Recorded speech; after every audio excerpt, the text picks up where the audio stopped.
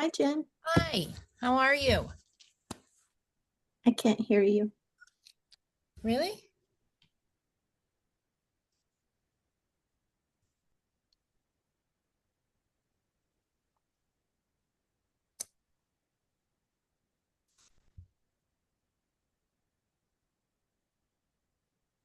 Can you hear me now?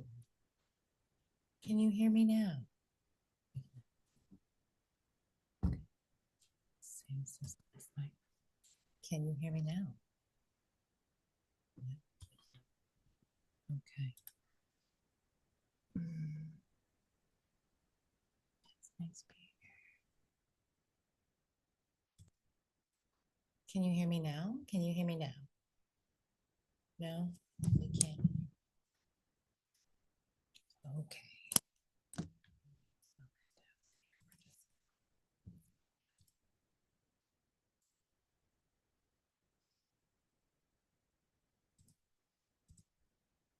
Why? Can you? Can you? So she should be able to hear me, silly.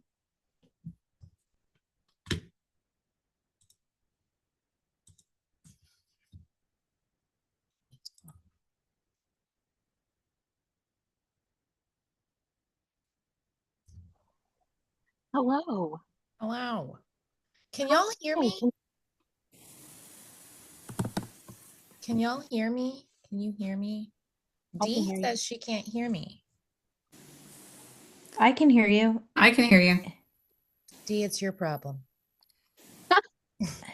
She can't hear you when you say that. Let me find her. Here, I'll try to text There her. you go. You take care of her, bitch. She's your mother. Hi, everyone. I'll join you on screen in just a minute. I need a few minutes. Take your time. Take your time. How is everybody doing? Good. See all that sun coming from you, Miss Burns. You're muted too. It's Bruns. Bruns. Oh, that's right. And I always call you Burns. How many people call you Burns? It happens often. You can call me LeFevre if it even for it all. Okay. Okay. Get the fever. She's got the fever. Decent. Actually, that's how my principal in elementary school, my very first principal, pronounced her name LeFevre. Well, it goes to show you how much a bobo she is. She don't even know how to say her name last name. Yeah, that's how she Mrs. You LeFevre. obviously That's were what she would married say. in, ma'am. You were married Yeah, in. You she were was truly married in. French. Yeah, LeFevre. I'd smack the. But see, I do it like because it's me. But if anybody else does it, I'm like, it's like favorite. Okay. Yeah. I even Because you're the favorite. It just sounds good. It just sounds good, you know. I'm not always everybody's favorite, but I even spelt it differently for a long time. Like I wrote LAFAVE for the Americans here. They still didn't get it. I said, fuck it. We'll just have fun with it then. They should have a bigger notification. Can you guys hear me? Yes. Can you hear us? You know what? Can you hear us? It's got to be, yeah, it's got to be that possibly. The earbuds, do the earbuds help? She has to connect them to her computer, so she has to go on her computer. Oh, she's and back connect. home. Yeah, she's in California. I'm like, why are you not helping her, Veronica? Why are you not helping her? I forgot when she go home. When she go home? She flew back on Wednesday, so she's been there since Wednesday night. Yeah, yeah. Well, how did it go? Was it fun being together? Yeah, it was fun. I mean, I was working most of the time she was here, so yeah. It was nice though to have somebody to come home to because Josh is usually at school. I was gonna say that didn't pee standing up. Yeah. Yeah. Yeah. Yeah. Can you hear us, Mom? Yeah, now I can hear you. You know what the Okay. problem is? I was using Josh's headphones at your place, so it automatically is looking for headphones. So I can go get mine. That might be easier too. Let me go get mine. Take your time. Just chilling. What's up, LB? How you doing? How you doing? Purple and black. Purple and black. Yeah. Black today. Mm-hmm. Doing good. That was the color of Bridget's car. It was Oh, black okay. with a purple pinstripe. It was sexy. It's like he bought it just for me. He got it before we started dating. I ended up with it though. So, you know. Hello. How are you enjoying this spring weather we're having here? You're muted, but from the looks of it, it looks like it's good. Hi. It's, concerning, but I'll take advantage of a good day for a walk. I thought it was beautiful. Yeah. I don't know what the high was today, but I know it was bearable. I had one thermostat say 60, and I just looked at it but then it dropped it. Well, it didn't say 60, it said 58. Well, at least the weatherman was right, because I remember seeing 58. And I was like, you liar. Nope, Yeah. not this time. Hello. Yeah. Hello. What is the degree there, Lori Beth? Let me see. And you, bitch, got your little thing on. What are you at? 60. Yeah, I'm talking to you. I'm Me, opposite. It looks like let me I'm talking see. to Liz, but I'm not. Let me I'm look talking for the weather. I'm at 30 Yes. now, but 30. Liz over here has 30 degrees, no beanie. You are at 60 degrees, beanie. Now, granted, I have a beanie on, but Well, because my hair is not the best. okay, so it's the same reasoning as mine. Yeah. Yeah. Because yesterday, I went to the hockey game yesterday. So my hair kind of got all gross because the weather yesterday was not the best either. You know, outside of my everything bagel realization that I had a few weeks ago, I also didn't realize that other places outside of Canada had hockey. You know, I'm for real. I'm legit. Because I remember funny. a couple months ago, you said some shit about hockey, and I'm like, in the South? Yeah, I didn't know either. I know we have hockey in California. We have the Kings, the LA Kings in California. I mean, we have the Kings here. It's just not the same. It's not the same. Yeah. Yesterday, Brooks from the duo Brooks and Dunn, he was there at the game last night. Yeah. Who Yesterday is was that? Thursday. And he was riding the Zamboni. So, yeah. Phoenix gets the references, it sounds like. I do. You're heard. Yeah. You're seen It's the and heard. thing, the Zamboni is the thing that smooths the ice after they've, skated Was it over created it in for a Italy? period. I guess, I don't know, but that's what I've always heard it called. Say it You again. can ride the Zamboni for the Zamboni. price of $200. I'm I'm sure gonna they just let him ride it because he was there. we're gonna take that name there and we're gonna make it something else. Okay, Phoenix. Zamboni. Okay. Am I saying it right? Zamboni? Yeah. Macaroni? Yep. Zamboni. Not to be confused with jabroni. Oh, it might get confused. It might get confused, D. It might, if I had a drum set, it was like, do-do. Huh. Pardon me. A long ass week. Hello. I was going to say, thanks for joining us. You feel like you just sat down and took a million loads off, bitch. Yeah. I started some chicken and dumplings before I got in. That's hearty. Was supposed to drop the weather's supposed to drop. It just felt right. To what? What's it going to drop to? Oh, probably nothing that you're just curious. You're probably already sitting in it. I just want to hear it. No, we're at 50, 58. We were at a 58 today. Okay. Mhm. The low tomorrow is supposed to be 48. Hmm. Sunday and Monday is gonna be 41, 42. And the lows. My condolences to all of Texas then. Like, you poor things. I do have Poor ice. things. Where is Where's Roz? I don't know. Oh no, she's working. We're waiting on. Well, she's gonna pop in Yeah. to the I best think of her Well, I will ability. eat ice for her.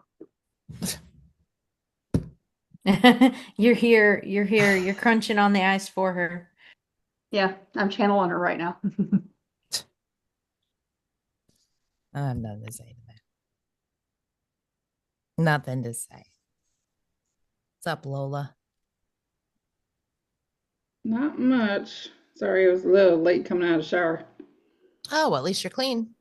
Yes. You know, it's a win. I did shower today, just for the record of my own hygiene. You know, well, sometimes it can be questionable. You know, I just had to, I've been feeling icky all day. what are you at there? Temperature wise, Yeah, we'll go with that. Wow. Can you 74. guys hear those sirens? Mhm. Can you hear them now? No, it's probably filtering them out. They are going crazy. The sirens outside right now. What'd you do? It's really weird. It almost sounds like someone's playing laser tag because they have like this one part of the siren that's like, "Trrr." I'm like, what the fuck are they doing outside? Oh, That's it's your coming computer, in B. here. That's your computer. Move your hand a No. little bit to the window. You don't even know. Oh my gosh, they're coming in here. They're coming for you, bitch. That's your computer. What kind There's of drugs two are you of them. on? There's two of them. They're like coming into the That's your complex. computer. Look at yourself when you fucking do. That's hilarious. You're like reaching into the computer. It's my window, but yeah. That is Wow. fucking hilarious. They're coming in here. It's Recording paramedic in progress. ambulance. For There's like why? two of them. Oh my gosh. What the hell is? Ermiger! What? Is it an ambulance, bitch? Yes, it's an ambulance, and there was two of them. There's two of them. Keep reaching for So- that computer screen. I'm not going to be able to focus. So somebody in your building needs help? No, somebody in the complex because my apartments are like condos. I stand corrected. Somebody in the condos need help? Yeah, somebody in the complex does. Yeah, I don't know. They drove down the main like entrance. Bitch, if you were a 911 operator, 911, what's your emergency? they'd be like, 911, what's your emergency? That's what you would say. And somebody might say, like, so-and-so, we'll use the story. So-and-so can't breathe. And you would be like, I'm going to need you to use the proper terminology so I can enter this into the system as to what the problem is, please. No, I could just be like, Yes, you I've got a would. 21 male. I'm going to need you to describe Unconscious, that no. occipital bone, ma'am. Just Before be- I send an ambulance, can you Occipital spell it? bone. Let's learn it together. Occipital. I'll reel it in. Okay. You know, I'm gonna have to channel all those medical dramas I've seen on episodes on like CSI or something. Occipital bone. The terminologies. I heard that at some point today. Like every once in a while, I'll hear occipital bone or some shit that you guys say. What's going on? What were you going to say, Phoenix? I asked her to go where the cat was, and it was outside. And she opened the door, and so the cat came in. So I said, meow. Where's Stacy? She said she said she preferred. That's what she said. She said, I prefer 7, ma'am.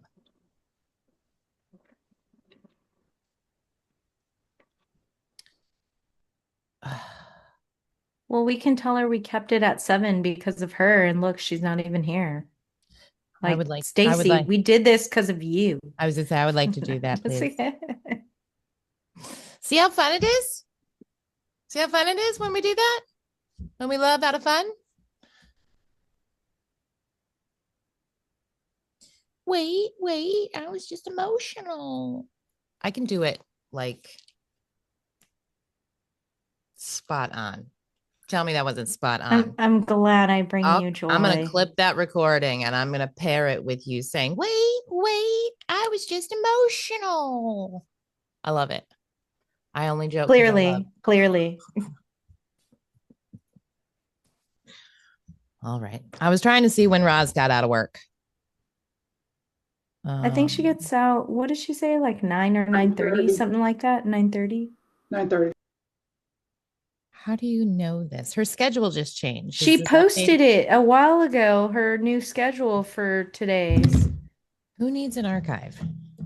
I have y'all. So 9:30 she gets out. That'll be fine. So how's everybody's week? Let me have everybody follow the view. Follow host's order. I'm gonna go here because I like to be in the corner. Okay.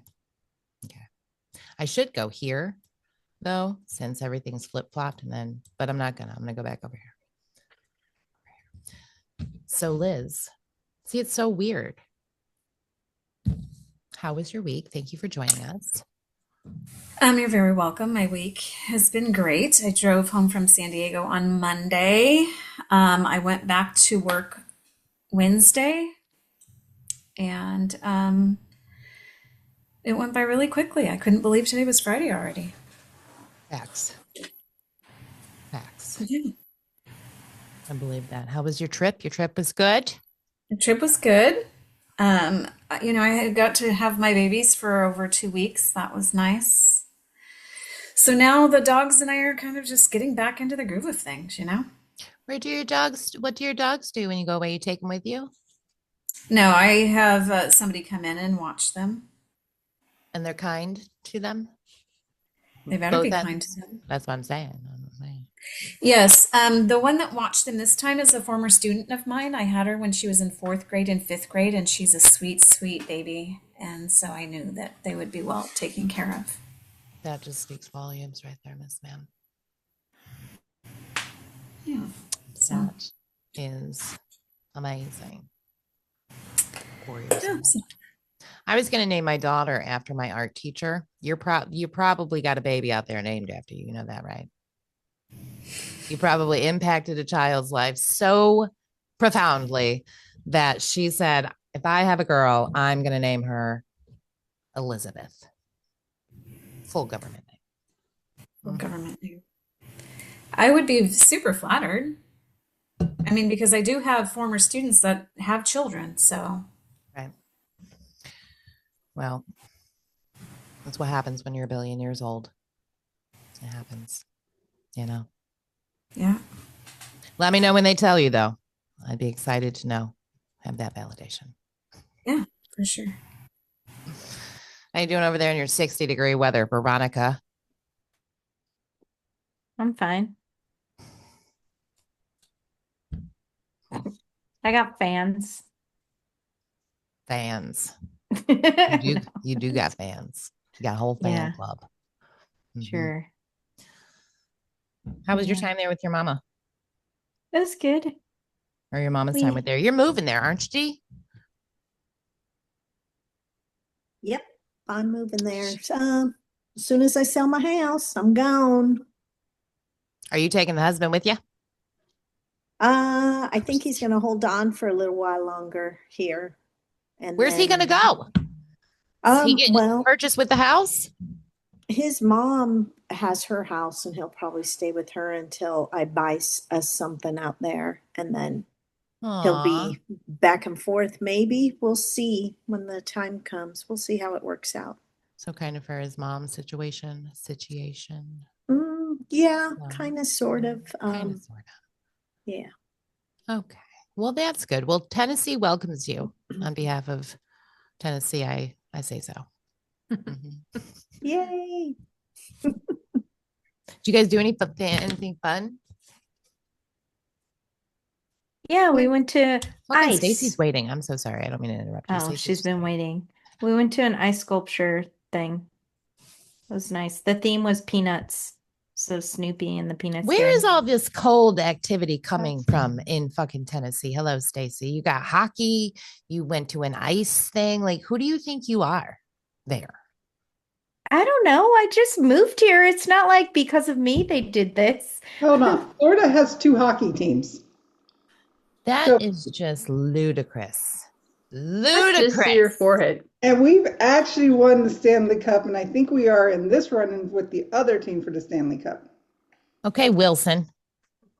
I was about to say, where's your? Oh yeah, it's Lila. We I only didn't see know your who's forehead. talking over I'm there. Eden. Oh, okay. Bitch, you know what I'm going to do to you next time I see you? Next time I get my hands on you, you know what I'm going to do to you? I'm going to fucking draw a face on your forehead. So that when we do group, I can look into something, eyeballs or something, you know?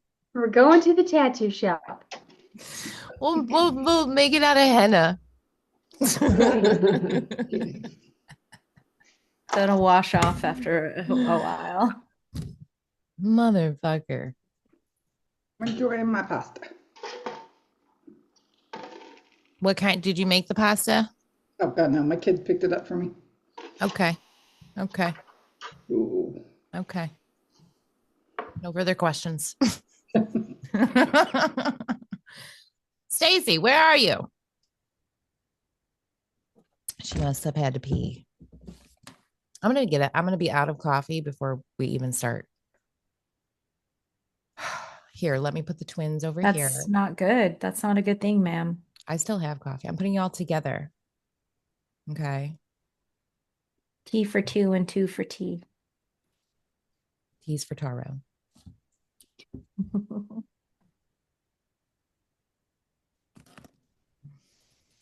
How you been, Nat? Good. How's the week been? It's Jet been was good. quiet. It was your birthday weeks too, by the way. Not forgot. Saying happy birthday, but You did. a week later, I forgot. What did you do? What did you guys do? Nothing.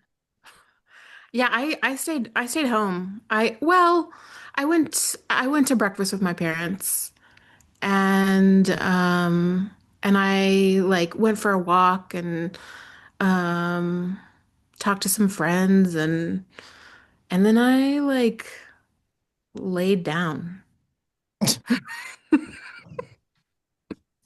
Nothing really out of the huge, bitch. Yeah. She's like, then I just laid down.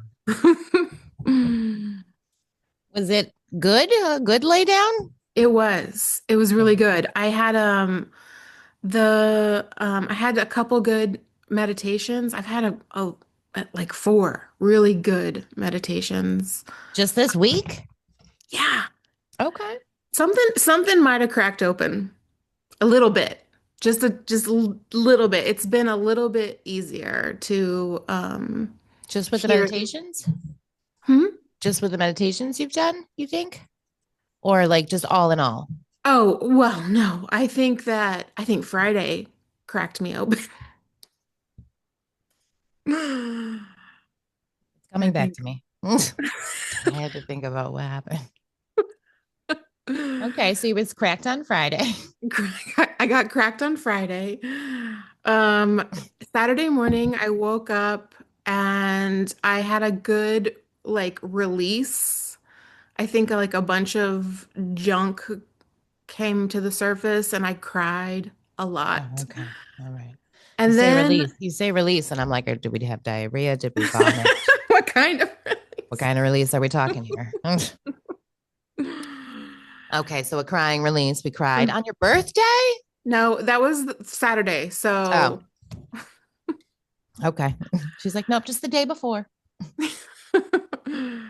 But then I had some good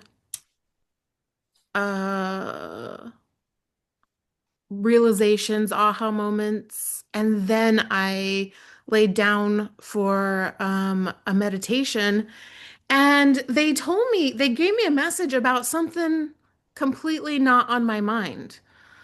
And it came through with like a date. I heard a date I heard, I mean, like it was the crispest. Go on. I'm going to mute myself. We're all listening to Saga. Stacy, we'll catch up and go around after Natalie's done telling us all the things.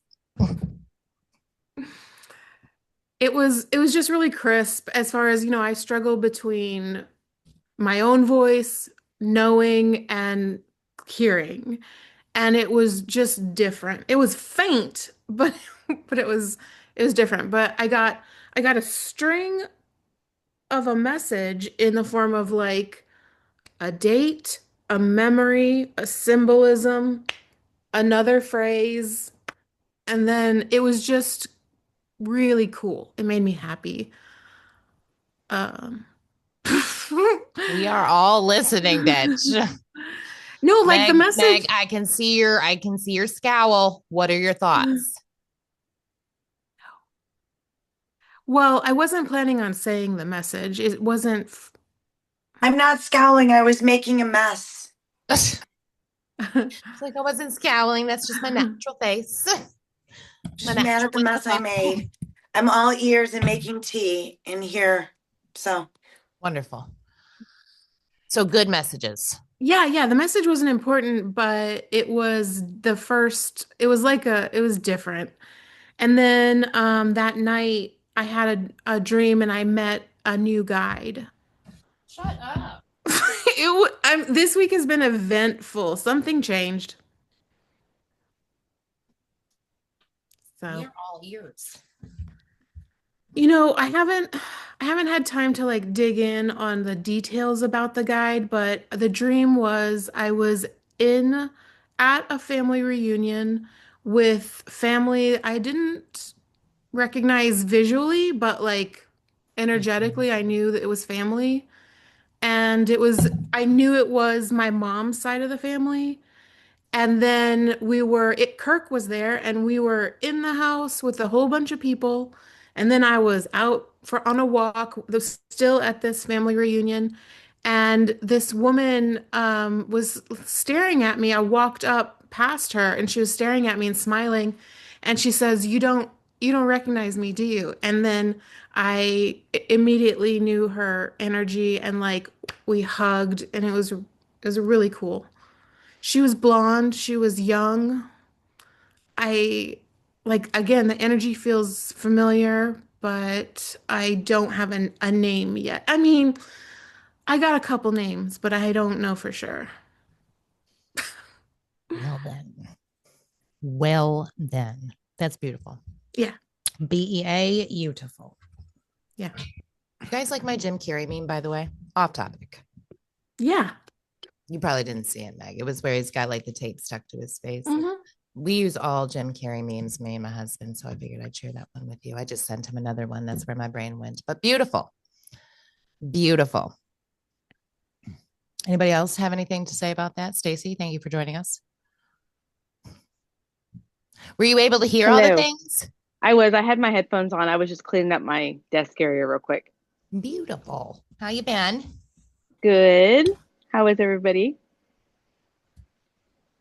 We're here. Yeah, I hear you. We're here. Sounds like everybody had different experiences through the week. Mm-hmm. Don't let me forget to ask Meg what's on her mug. What's on her mug? What is on your mug? Buddha. It's Buddha. Okay, look at that. Darling, what kind of tea are we having? When you get back. I'm just curious. it's that mushroom powder. Oh. So it'll help me focus. That is probably. Do you normally drink it on these nights? I have. I mean, I haven't had tea in a minute, but it's a good night to drink it. It's a good night to drink it. So cheers to that, bitch. Okay, yay. How long does it take to kick in? 30 minutes?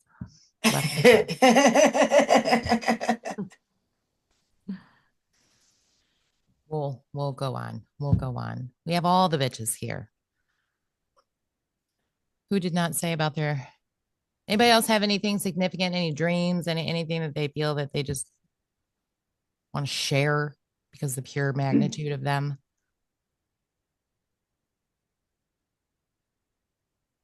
Unmute yourself then, Miss Ma'am. It was just what? I'm sorry, y'all. I feel like y'all know who I'm looking at. That's my bad. I was talking to Meg because I saw Meg had her thing, but I knew you wanted to say something too. So then, Oh no, I don't know. I'm good. Okay. Just for the record, I'm looking at Meg. I don't want to reverse my thing though, because then the whiteboard won't pick up. It'll be backwards for y'all.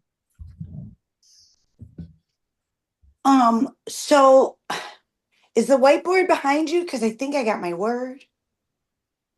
It's not behind me. Yeah. So I think volunteer is on the board. Oh, I don't. Okay. And hang on, sorry, I just got a little stabbing pain in my back. That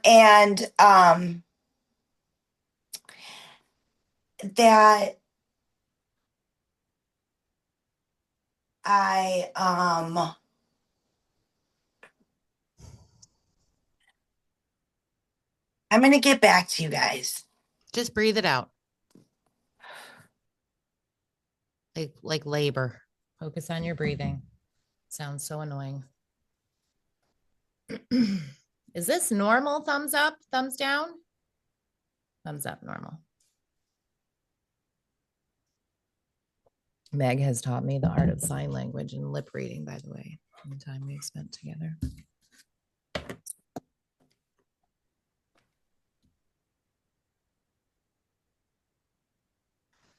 Well, on that note, Liz tried for her things.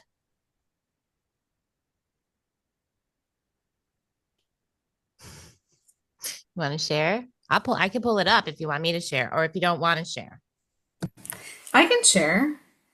When I was driving and I was listening to the recap, I got warrior. But when I was in kind of like what do you call the brain waves when you're just coming out of sleep? Oh, I'd have to look. Theta? Theta, maybe. I got robe, sapphire, and speed. Which, if you look up the properties of sapphire or what it's for spiritually, speed is part of sapphire. So I didn't, no shit. I mean, Right. yeah, and I didn't know that. And so then this morning when I was coming out of sleep, I saw this beautiful like tiger, but it was not, it was like white, like a Arctic tiger or something. It was beautiful. And then I got guardian. Okay. So yeah. I like that. It wasn't what was on the board, but since you watched the whole thing, it's building. So just keep going. Okay. It's relative, I believe. I believe all of it's relative. I don't think there's anything that's not. That's amazing. That's amazing. Has it passed, Meg? Has it passed? A little bit. What the fuck is that? What is that does that debilitating whatever the fuck happened? So I have 2 herniated discs and I have narrowing of the nerves, and my nerves are being pinched in addition to narrowing. So it's started on my left, but because it's been going on for years, my right has overcompensated. And so that's a good sign that the shooting pain was on the left just now, because normally that was on the right. But I had a cortisone, whatever shot, cortisol shot this morning. And that was actually the first. I did just walk to the dispensary because they told me I couldn't drive. I probably shouldn't have done that. But so So having this pain is like normal, but like I'm grateful that it's on the left side and not on the right side. That to me is like, this is improving. Is this from an accident? Work. Really? Yeah. What So for kind? many years I hunched over, and then I had a base put underneath my bed, and then finally those electric beds aren't cheap. I bought a bed. And so now, but like it's been going, I mean, this has been going on since I was married. Like it started in probably 2018, got bad in 21, was in PT for that. I've been in PT, but I can't do it because the pain. Here's another thing. When I'm in PT and I do exercises to help one issue, it aggravates the other issue. So I can't get through PT to like bring down inflammation. So that's why I went for the shot today. So I'm excited to start doing PT, like really doing it. And the THC helps. So yes. And yes. No, it really does. It really does. It really does. It does. But before that, I was gonna say that I had some time to sit and figure out, because I was listening to the recap. It took me a few days. I literally just finished the last 5 minutes, like right before I got on the call. So I'm still processing what you all had said about me. But I digress from that. Because I sat with myself and I really had like a good week of like working on like my shadow. See, I never knew what it was. Like everyone talks about it, but there's no definition has been said. So like, what are we doing when I hear that? And that's when I get frustrated. It's because there are parts that I just don't understand. Like if you say a prize or a medal, I wouldn't think volunteering, or I wouldn't think of like what Natalie got, because it didn't make sense. So I was frustrated. So I realized that I am like someone who feels like, well, at first I thought it was like apologetic, in like, you owe me an apology all the time, because that totally makes sense for me. But then when I sat and thought about it, it was like not being authentic. And so I get upset when I see people who are authentic. So I had that revelation. So that was good. So I'm working on that. But today's Friday. This was just Sunday. So, you know, and I mean, oh, not just Sunday, everyone. But like, yeah. So it's just, I'm kind of like just getting through that. But it was good.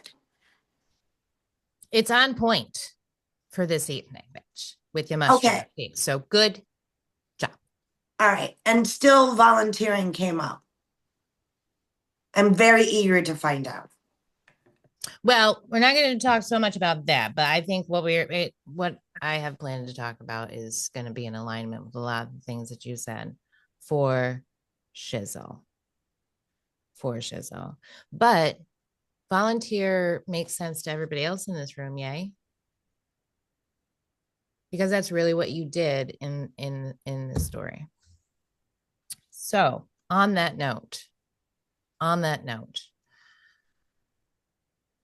I have a lot to go over.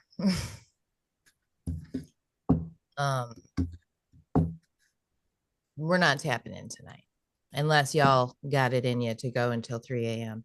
And if that's the case, then y'all can do that on your own, because I'm not going to make it till 3 a.m. But we're not going to go in. So eat your little hearts out if you must. But it is a lot. So do you guys, I mean, is everybody good? Is there anything anybody wants to talk about before we get into that? Does anybody have anything that, like Meg said, any reflections, anything that they just want to mention beforehand. I don't want to steal the microphone. I would like to say, as far as reflections, I've been doing that as well because I haven't felt super grounded. And so, I mean, I just want to put that out there so that the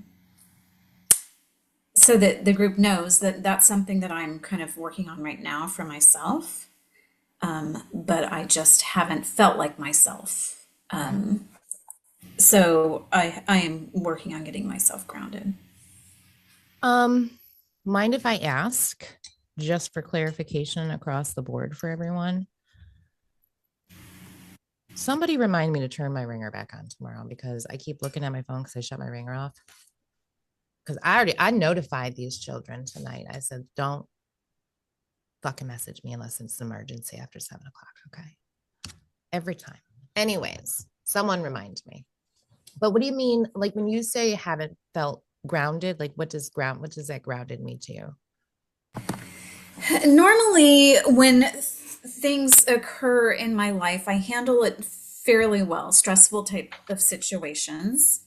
I navigate those situations fairly well, I think. And I had a situation with one of my dogs, and she was not doing well. And I'm sorry to hear about your dog, Stacy. That Friday that Stacy mentioned that, my dog, I had to take her to the vet, and she was in a lot of pain. And so I had to navigate that whole situation for a couple of weeks. And I became this like nervous wreck about it. Like I was super worried and what am I going to do now? And we're going to San Diego and I have to have somebody come and watch. Like normally I handle those situations a little bit better. That's just an example. Right. I found myself being triggered in some situations that I wouldn't normally be triggered in. And I'm like, this isn't like you, Liz. Like, let's figure out what's going on here. And so I have been trying to breathe my way through things like tightness in my chest that I don't normally have, that kind of thing. Was that last week? Last week and the week before last. Yeah. And you're a Cancer, right? Cancer. Mm-hmm. The full moon is in Cancer. Yes. And I knew that too. So I was like, okay, well, maybe that's why, so. But anyway, just in that regard, I haven't felt like myself. Well, I mean, I don't disagree with the cancerness. You know that where I stand on that. But like also, it happens. Yeah. It's just the name of life. So, but I understand that. I understand like going through a period of time where you don't feel the way you normally feel when you're sovereign in your energy. Yes. And discernment is a good thing too, because we want to know, is that mine? Is that someone else's? Is it an earthbound? Is it an angel? We don't know. What ranking is your soul? All right, so it's relative to what we're going to talk about. So we're just going to talk about what we're going to talk about. Then you stop me if you need me. Anybody got to go to the bathroom, make coffee, do any of that before we start? Okay. I need to get the whiteboard out. We'll see how long I can do this for. Don't look at me like that. I'm just moving it. You'll have to tell me, number one, it's just for visual purposes. Can I make it taller?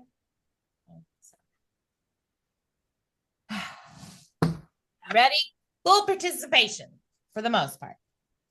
It's not a game, but I'm just saying. Ready?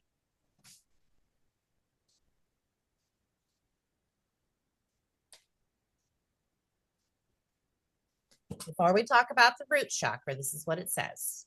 I'll read everything I write. I do not want to make myself big, but I'll tell you everything that I'm writing. I'll try to get it as close as possible. But tell me what a chakra is.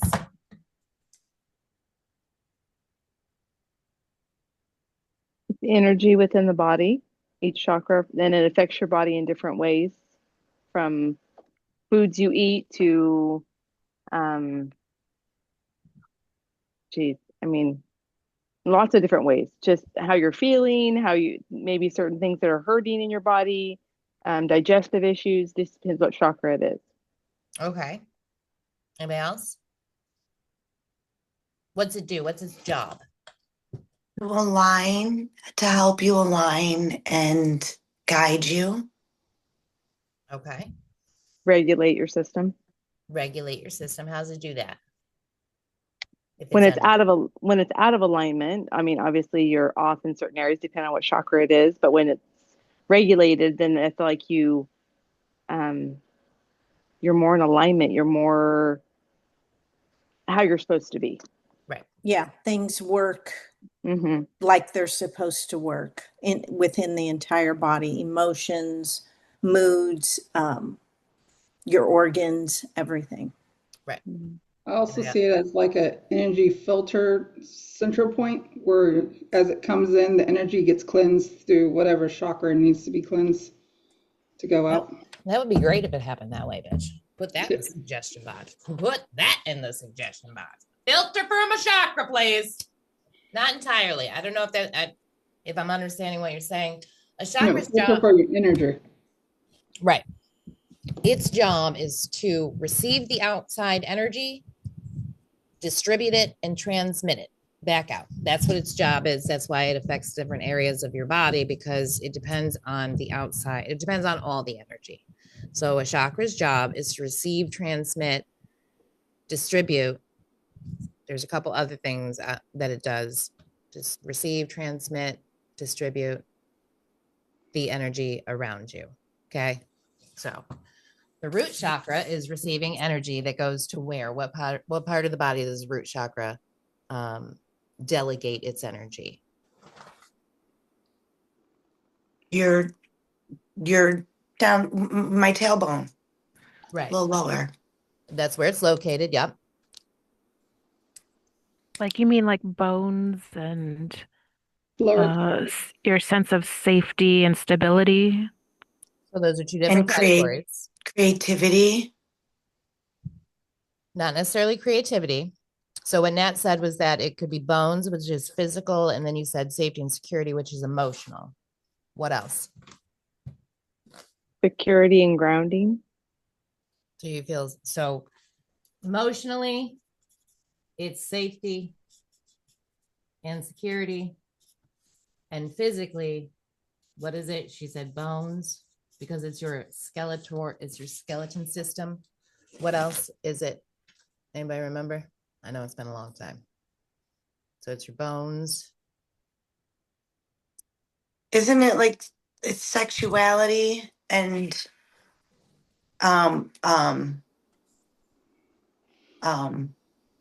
birthing?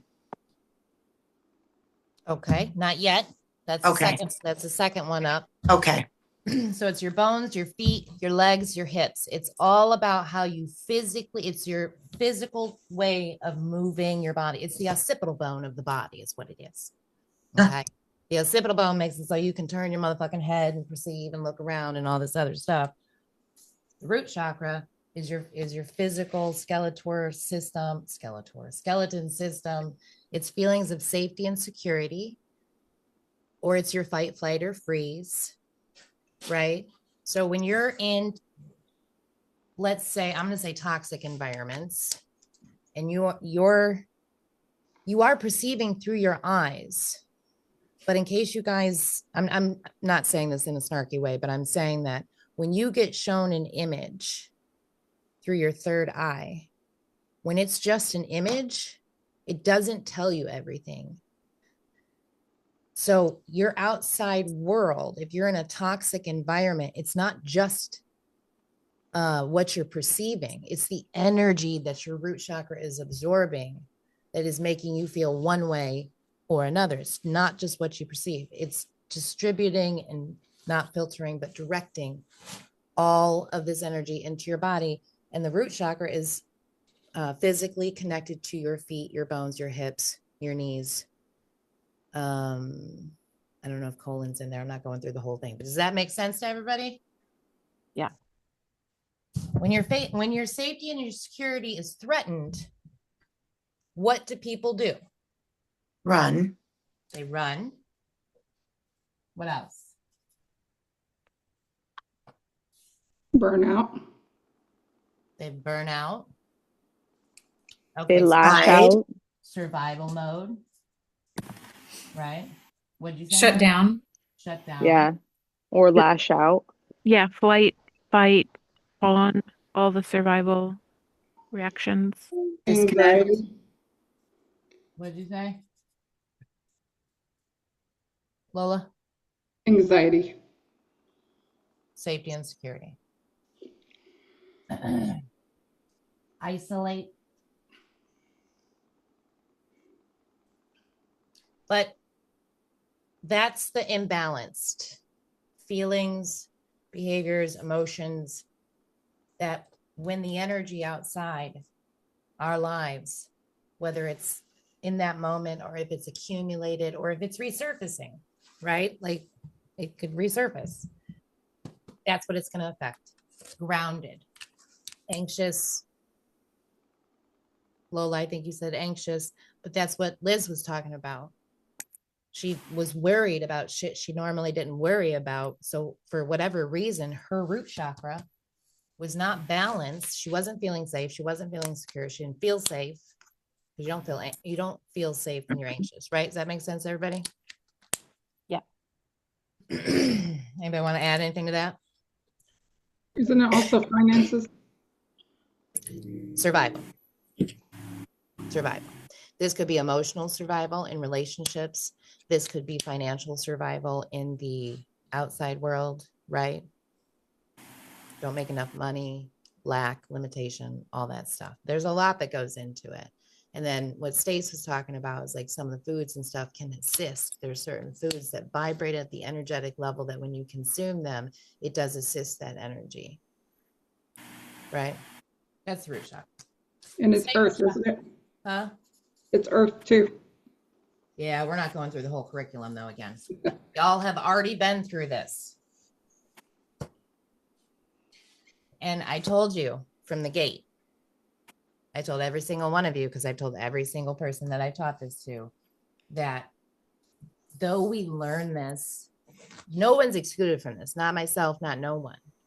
But when we learn this, I will tell you, because that's how life works, that, and Lori Beth is proof of this as well. When she was struggling, she went back to the basics of the IEP and said, what the fuck is going on with me and how the fuck do I fix this? And so that's a running down it, but I like that you are remembering those things. Sacral chakra, Meg said fertility or conception, right? That goes here with the sacral chakra. It's your sexual chakra. Relationships. Yeah. What else does the sacral chakra do? Creativity. I'm going to put creation. Yep. Is that the womb and hormones? It does. Majority of it would be your Reproductive organs. There we go. Yeah. Boundaries. Oh. Emotionally. Let me take that back. So we have sexual chakra, creation or a form of creativity, expression, reproductive system. What do I want to ask? It governs capacity to feel, experience joy, pleasure. It's associated to cancers, since Lola brought that up. Or I should say water. But in my mind, cancer is water. Like this should just be the leader. Not the point. Point is, okay. So let's talk about the emotions that we have that would be connected to your sacral chakra. It's always hard for everybody. Sacral chakra is always the hardest one.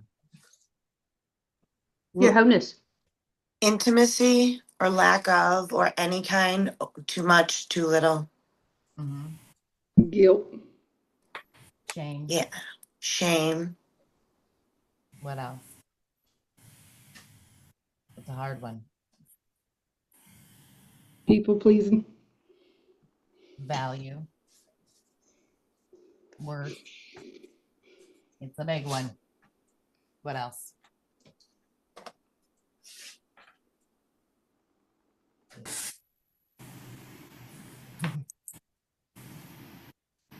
The hard one.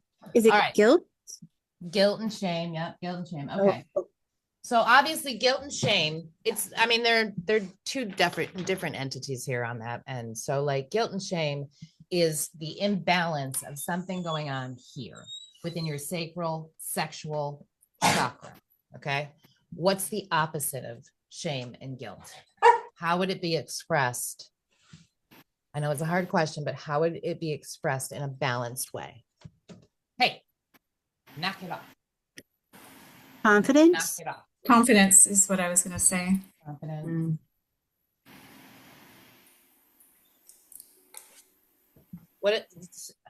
I know this is a stupid question for a bunch of grown-ass women, but give me an example of balanced confidence. Any area, I don't care. I know what I'm asking. I always go to, like, if you make a mistake, you're confident enough to be able to say, I've made the mistake. Here's what we need to do and move forward. So I don't know if that's kind of it. I'd take it. Give yourself a little grace on that. Like walking into somewhere that you don't know, but knowing that you belong in that space. Okay. Mm-hmm. Well, I'm not going to not take that. I think that's good. Wearing whatever the hell you want to wear. Okay. That could fall under both categories, I think. But yes, feeling confident in yourself, not worrying about what other people think. Right. What other people are thinking, not doing things because of an expectation, definitely within the intimacy area. This has all to do with so much trauma. So like I said, it's a big one, but if you may want to refresh your memory. If you feel something that's like here, reproductive problems, people that have fertility problems, it's because there's a wound so big here, it's blocking their body from doing the natural thing that their body is supposed to do. And we say, well, let's do in vitro. How about we fix it? Anyways, I digress. Sacral chakra is huge. It's water. Then you have your solar plexus, right? Where the fire sign's at. It's fire. It's in your stomach. What does it do? What kind of energy does it read? Personal power. Personal power. You have notes up? Yes, and I remember it's the sun, so I think of the sun when you have your notes up, you are not allowed to answer it. No, I also remember it's the sun. The notes I took when I was sleeping, yeah, which is... Nobody's allowed to use Janet. Nobody's getting scored on this. I'm just running down it real quick. Not even where I wanted to start, but it's relevant. I just remember the solar plexus is the sun.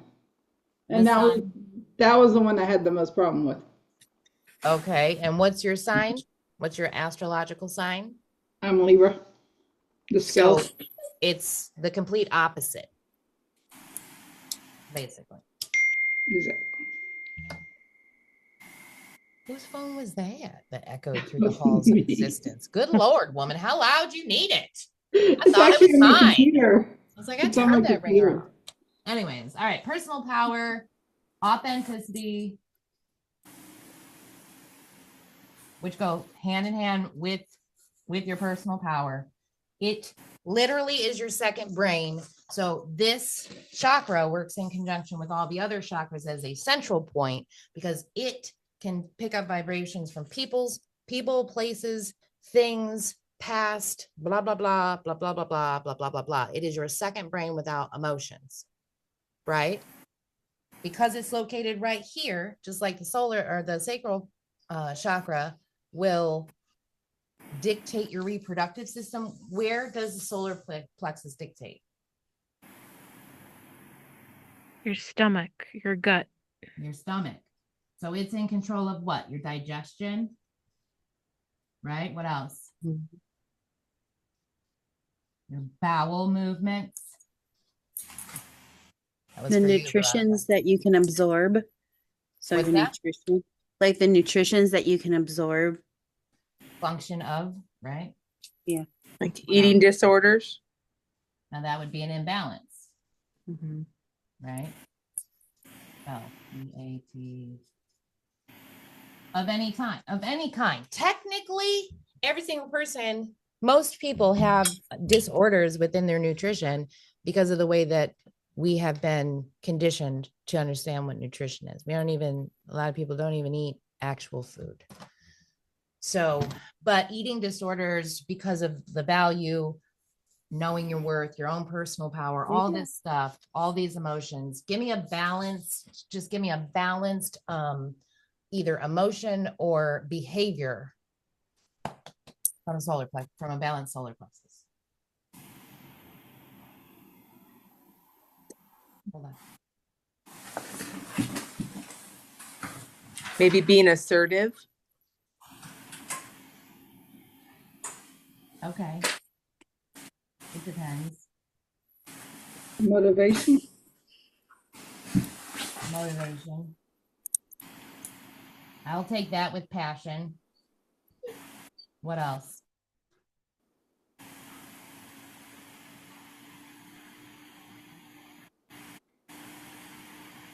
It's basically whether or not you're humble or egoic. It's the easiest, very black and white for them solar plexus fire signs, okay? You're either going to be an arrogant asshole or you're not going to be an arrogant asshole.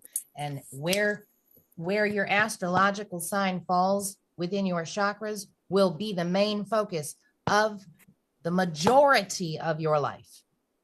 So for all earth signs, I'm talking your sun sign, majority of your life, you got to work on this. If it's your, I'm not going to go that route. Hey.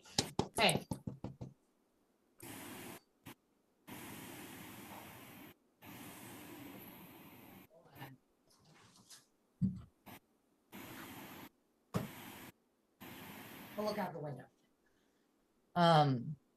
What was I saying? If your sun sign is a water sign, this and all that comes with it is going to be a big thing throughout your life, ebbs and flows. It might be gone for 5 years and then it pops back up around again. You thought you fixed it and here you go.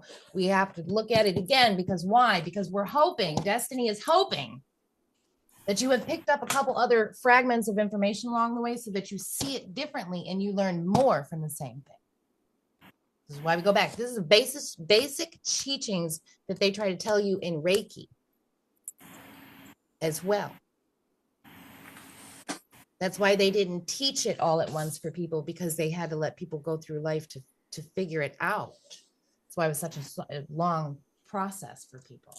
Okay. Fire signs. Hello. Just hello. Then we have, what is it? Heart chakra? Yep. What does that govern? Love. Love. What kind of love? Because a lot of people don't understand what the fuck love is. Self.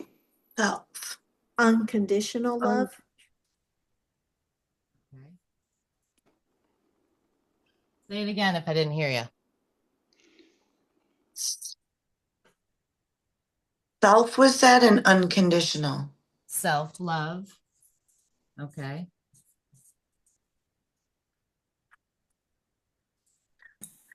Compassion. Compassion. Okay. What's so special about the heart chakra?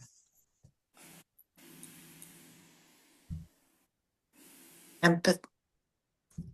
Isn't that the chakra where all the chakras meet? So the ones that start from the bottom come to the heart, and the ones at the top, they converge there? where all of them converge. It's your as above, your so below. As within is without. What were you going to say, Meg? Oh, empathy. Sorry. Empathy. Well, empathy and compassion I would take. Absolutely. Yeah. Absolutely. It's where they converge. It's the largest fucking one. And now I'm going to ask you a really hard question. What does unconditional love look like? Anyone? To you. Just to you. So it's not none wrong. Just accepting as is. Acceptance. Acceptance. How I feel about my kids. Motherly love. If you're a good mother. Not everybody's there yet. What else?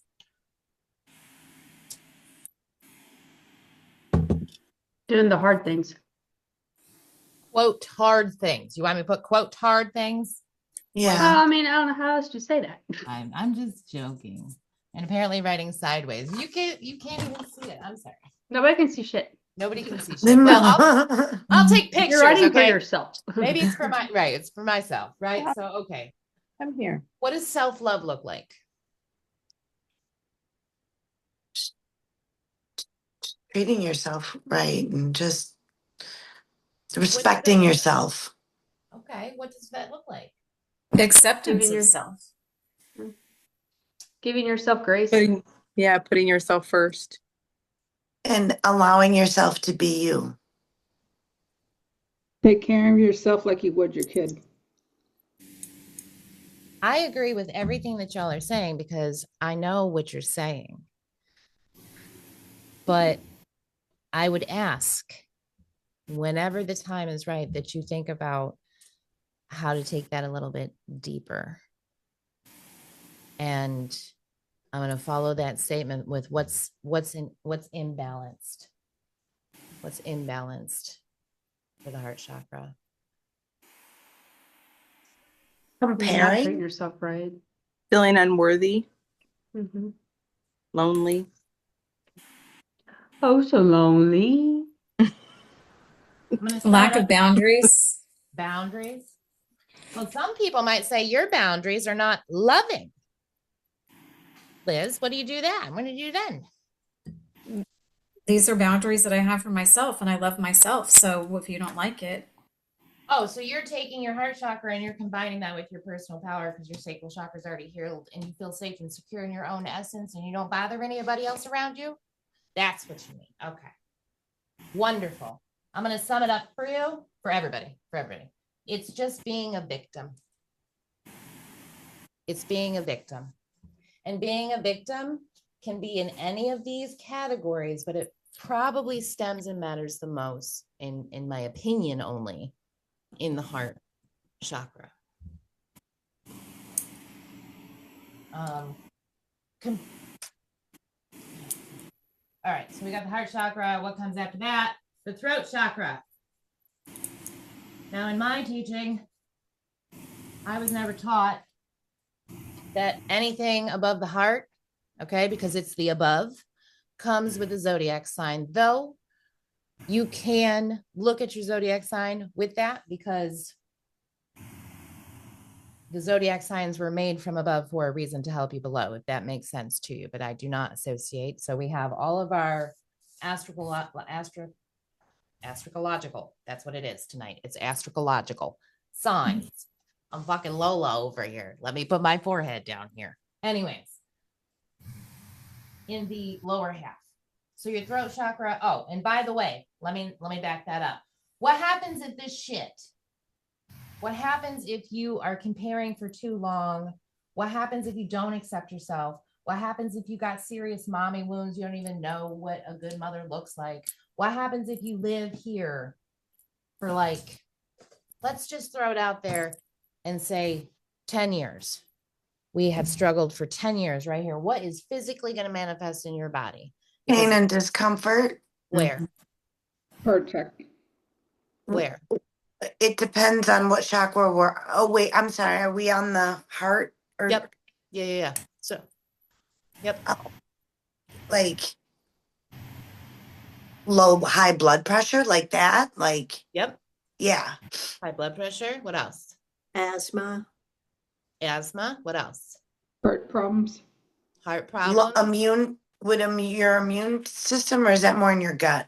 They're all kind of with the immune. So fair. Breast cancer. I'll one up you. Why? Because it's right here. Why?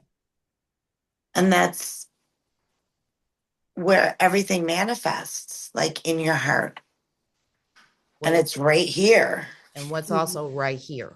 Your boobs. And what do your boobs do? Nurture and feed. Feed your children. Mm-hmm. You get all kinds of fucked up. And comfort. Yep. Yep. Okay. Throat chakra. Obviously, it's here.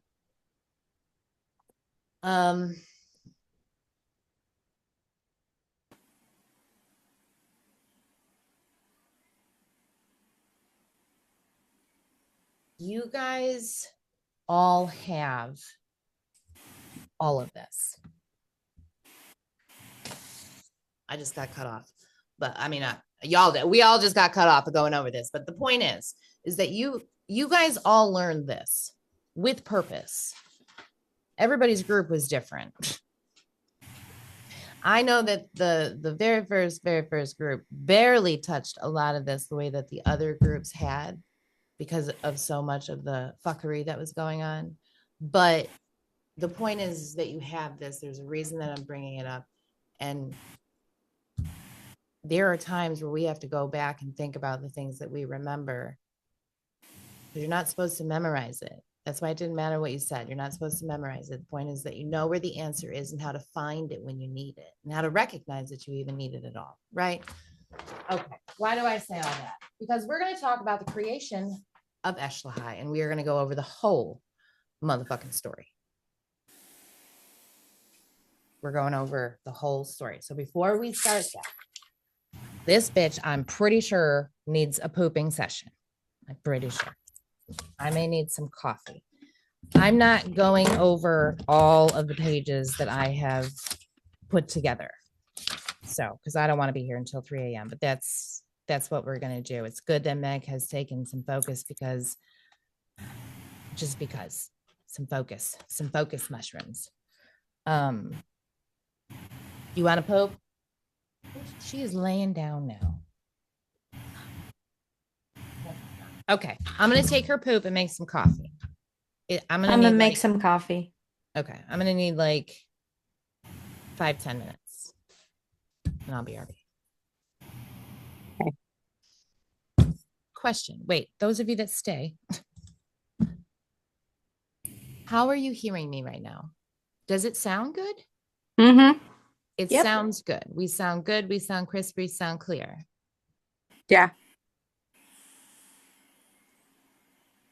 Fucking weird, but I ain't touching it. Come on. Thank you. Thank you for letting me know. Come on, we're gonna go poop. You didn't poop when your father took you out. Come on.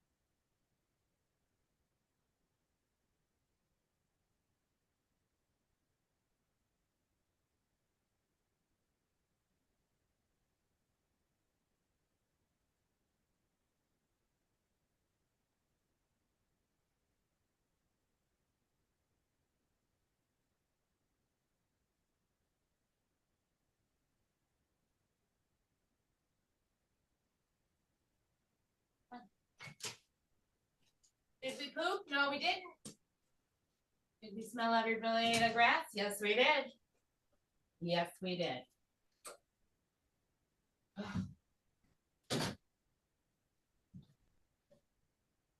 Like my ghetto sheet right there. Hello. Changed my hat, got some coffee. She did not pee, she did not poop. So she shall wait for her father to return. Okay. Okay. I love that other hat, man, but I wore it with a bun too many times. It's too big for my motherfucking head. I'm gonna be Veronica size. I'm standing all night in fucking wedges, bitch. Fuck do I think I am?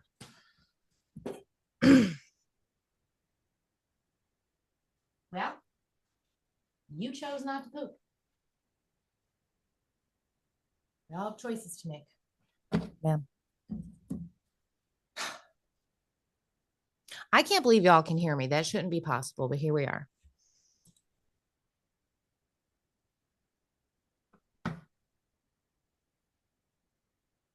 Okay. Okay.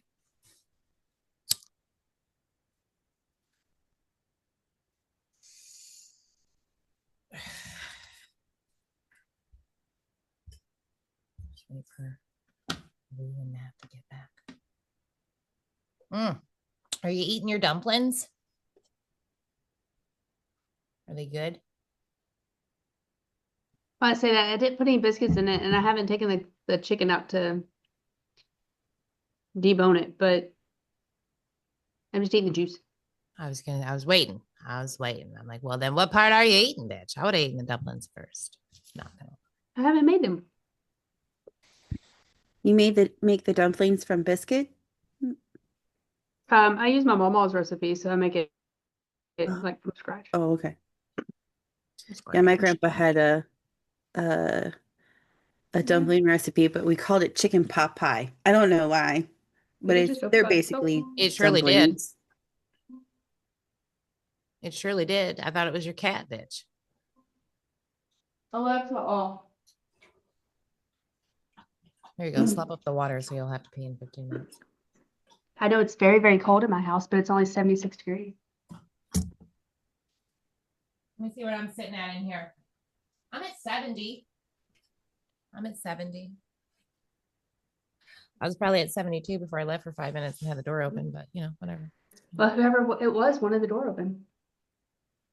It's still open again. Is it Jerry? Why are you looking at her like you don't have the answer, bitch? Let me put your name on the whiteboard. Don't do it.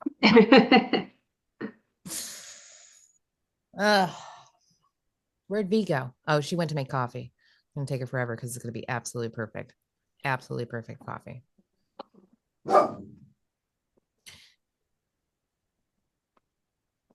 You know what I love about her is that she barks so loud it makes the drum on the wall echo, and then she barks back at it because she don't know that she's barking at herself. We are the same, bitch. We are the same. You're not home yet. Believe me. I'll let you know. There you are, Veronica. Welcome. Did you make a whole pot or a singular cup?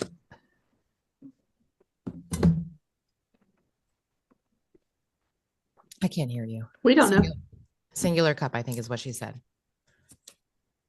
Oh. Yes. Sorry. Yes. Oh.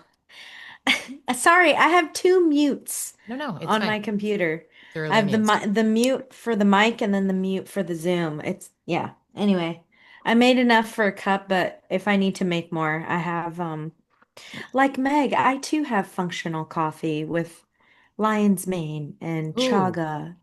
yeah. And so I can quickly do like a scoop of that with some hot water and it'll be fine. Ooga chaga, ooga. Mm-hmm. There you go. I can't stop this feeling. Feeling. Not yet. All right. Okay. Stop me if you want. Stop me if you've heard this one. It was a joke. Does it get better when I do this? Like you can tell I'm using my microphone, or does it not change at all? Because this is bothering the absolute dog shit out of me. Okay, whatever. Let me move it over here. Why are we calling it Eshlohai? Well, that's because that's what they said, but it's also Hebrew and it means flame to, I wrote light. It's not light, but it might as well be, but it's life. It's the eternal flame. It's the blue flame, right? So Meg, I'm doing this for you, boo-boo. Okay. Well, I mean, I'm doing it for all of you. I'm just saying. I'm saying what I said in the group after you left last week. A lot of this is for you to be able to go back and understand the terminology so that you can understand things as you go through life, not be lost. Without the information, you're not lost. Anyways, so this is probably going to be the very first diagram. Life or in the group? Huh? Life or in the group? Anywhere.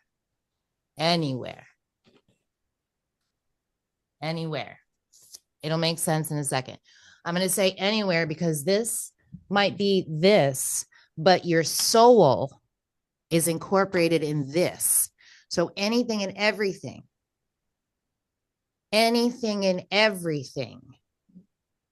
will assist you if you understand this in your life. Group, work, parental relationships, past relationship, everything. Where you're going, how fast you get there, how many scenic routes you want to take. It's everything, but it's got to start here. So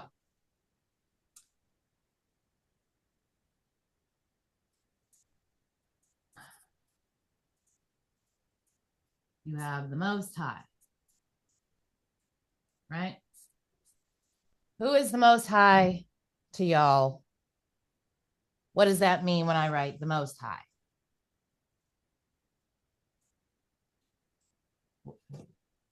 Come on, get yourselves off mute. God. What you understand? Our creator. God, creator. Totality. The I am. It is the motherfucking source. It is the source. It is the creator of all. It is the God of all gods. It will always be. Right on, right here. Are there other areas that we could talk about outside of Eshlohai? Yes, bitch, but I do not feel like unraveling that at the moment, if y'all recall. But we have source, right? And then we have this whole marker's not going to live with me. It's going to die. But we have this whole realm. This whole realm is Eshlohai. Okay? Because why? What happened when this realm was created? Most High called forth whom? We all know? Because we all know. Yes. Abaya and Tomas. Correct. More correct than I assumed one would say. But Most High created Andromeda. Okay. And called forth, I'm going to go with Sophia instead of Abaya, but called forth Sophia and Tomas. Tell me what it means to you right now when they said that the Most High called into being Sophia, what we would understand Sophia to be as the concept of creation itself. What does that mean? What the fuck does that mean? For real, for real. She's the mother of all mothers. Like in her likeness. In her likeness, that's embodying. And where did Sophia come from? Anybody know? So the Most High.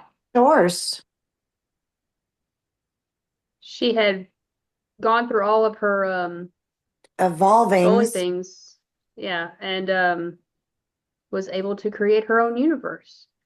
And so Source granted her Eshlohai in Andromeda. Kind of.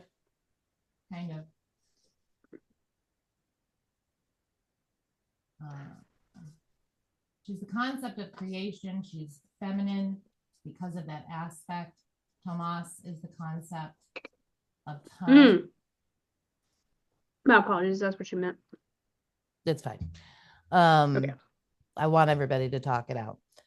Tomas is the called into being as his concept of time. So we have time and creation. Are they humans?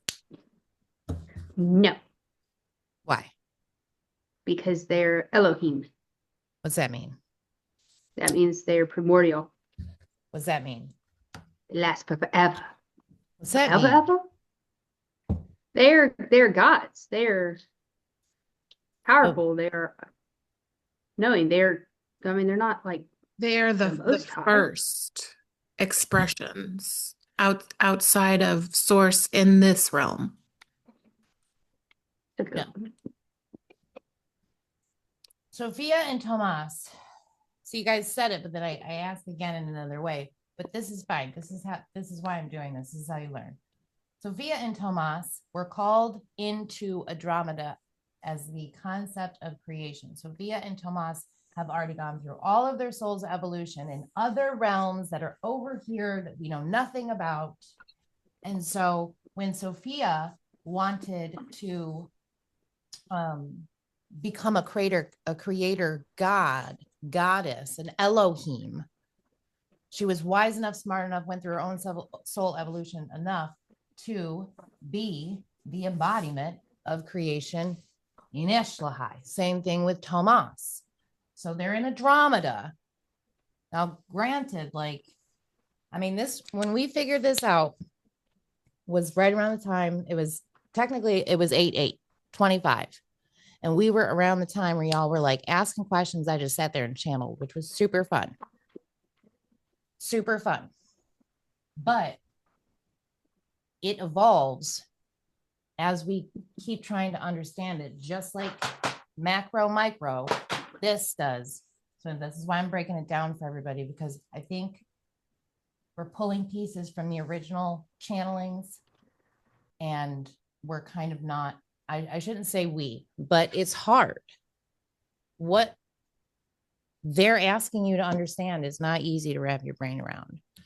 So I understand where there's like people that some of us understand it one way because that's how we first got it. And we didn't have additional information. And then we got more. So then we had to tweak it. And we got more and we had to tweak it. So that's why I want to go over this. That way it's like across the board. So Sophia and Tomas come in. They together have Mora, which is dualism. She is the concept of dualism. She is every side of every coin. And then Gadriel, right? Gadriel is the physical embodiment. They said personification and gift of physical form. That is the basis of this realm of existence. This includes other realms that are inside of this realm, our realm as Earth. This is the basis. You have creation, time, dualism, and personification, physical expression. Questions? For real. Okay. Sorry, I don't know why my brain went this way, and it might be stupid, but so when we're talking about this whole realm, and when we think of like the planetary systems and the stars and everything, we cannot actually see the other realms, is what we're like the stars out there is not the other realms, it's all within this realm. Am I understanding that right, or am I trying to think too hard on that? Yes. So this will answer your question because we have Andromeda and then we're going to have whatever's on the list. Cassiopeia, Pegasus, we have Orion. Those are constellation planetary systems, but Yes. they're not. They're all encompassed in, that's why Eshlahai has the name. Eshlahai is the realm of this realm and everything within this realm. And that's why nothing in this realm, there is nothing new under the sun.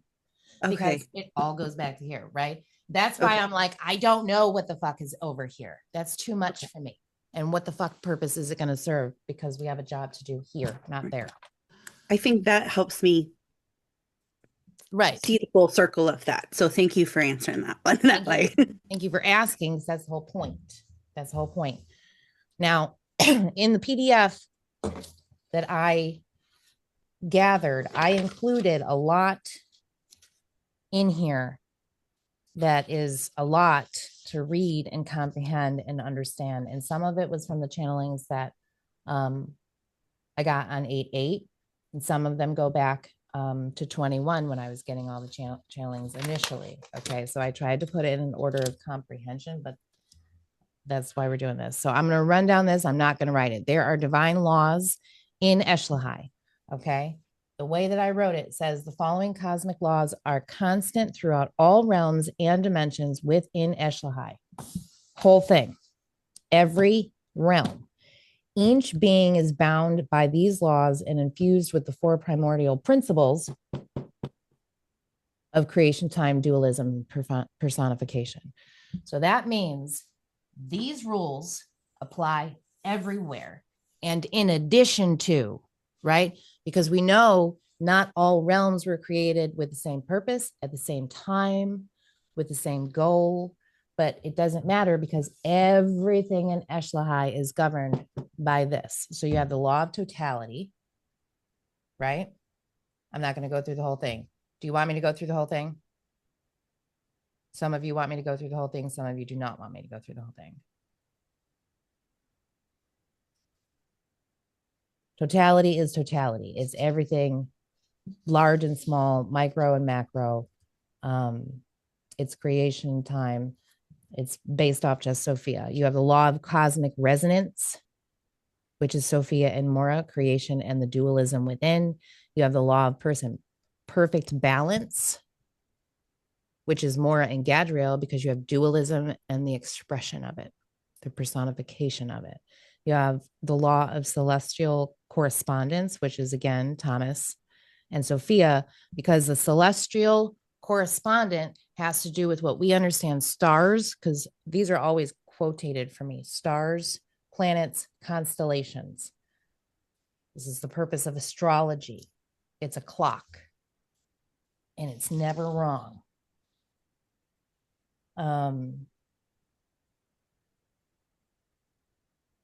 It's governed by Sophia and Thomas, who's bound by law to the totality of things. These are fixed. They will not change. May they adjust, but they will not change. Then you have the law of eternal continuum. Not going there. Law of sovereign harmony. This is all four of them: personification, dualism, time, and creation. Every being is able to materialize in its own form, distinguished by contrast, birthed by creation, and carried through the great clock of the cosmos, referring to the well, you could refer to the soul's journey and soul's evolution. Okay, so the other realms. So Sophia comes over here and she makes Pegasus and Cassiopeia. Okay. Pegasus is an elemental realm. Cassiopeia has the elements, I'll explain, and animal life. They are companion realms. Any soul that is entering at this point of the creation to inhabit Pegasus, to inhabit and experience Cassiopeia, anybody that's coming in right now is Elohim status. Wise creator souls. They can do shit that we don't understand how it's possible because we are not in that position, some of us, and we are not able to perceive. Plus, it would break us being human and shit, right? But whatever. That's not the point. The point is, so we have an elemental realm. We have elements, bitch. Elements. I'm talking rock-like movement beings, water formed, that have Elohim essences. They're embodying it. They're living, they're experiencing here. It's perfect. It's beautiful. You have Cassiopeia, same thing with all the animal life. Same thing with all the animal life, right? So you have mythical creatures, you have dragons, you have phoenixes, you have lions, you have whales, you have everything you have here, and then some here at Cassiopeia. Make sense? Questions?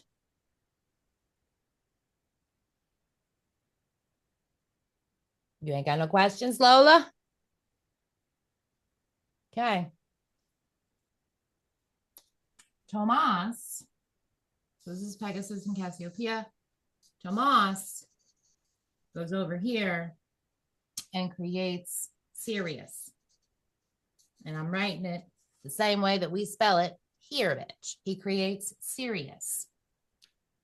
Sirius is a realm that is inhabited by Elohim that have enough evolution within their Elohim status to be the keepers of time. There's no probability. There's no chance. It's a rhythm. It's a clock. It's destiny. It's fate. It's everything out there that AI or TikTok or any other social media platform is telling you, that these beings are standing in front of this clock and they dictate our lives. It's ran by Elohim. Okay. That's what they're doing. Do they embody physical form here? I don't know. Great question. We'll ask later. We don't know, but we know that this is about time. It's about, when they say, what word did they use? I'm going to write destinies because I was going to say blueprint and that's apparently not right. So I'm going to write destiny. Okay. Destiny is timing, astrology. Why do we need this? We don't know. Tomas creates Sirius. Questions on Sirius?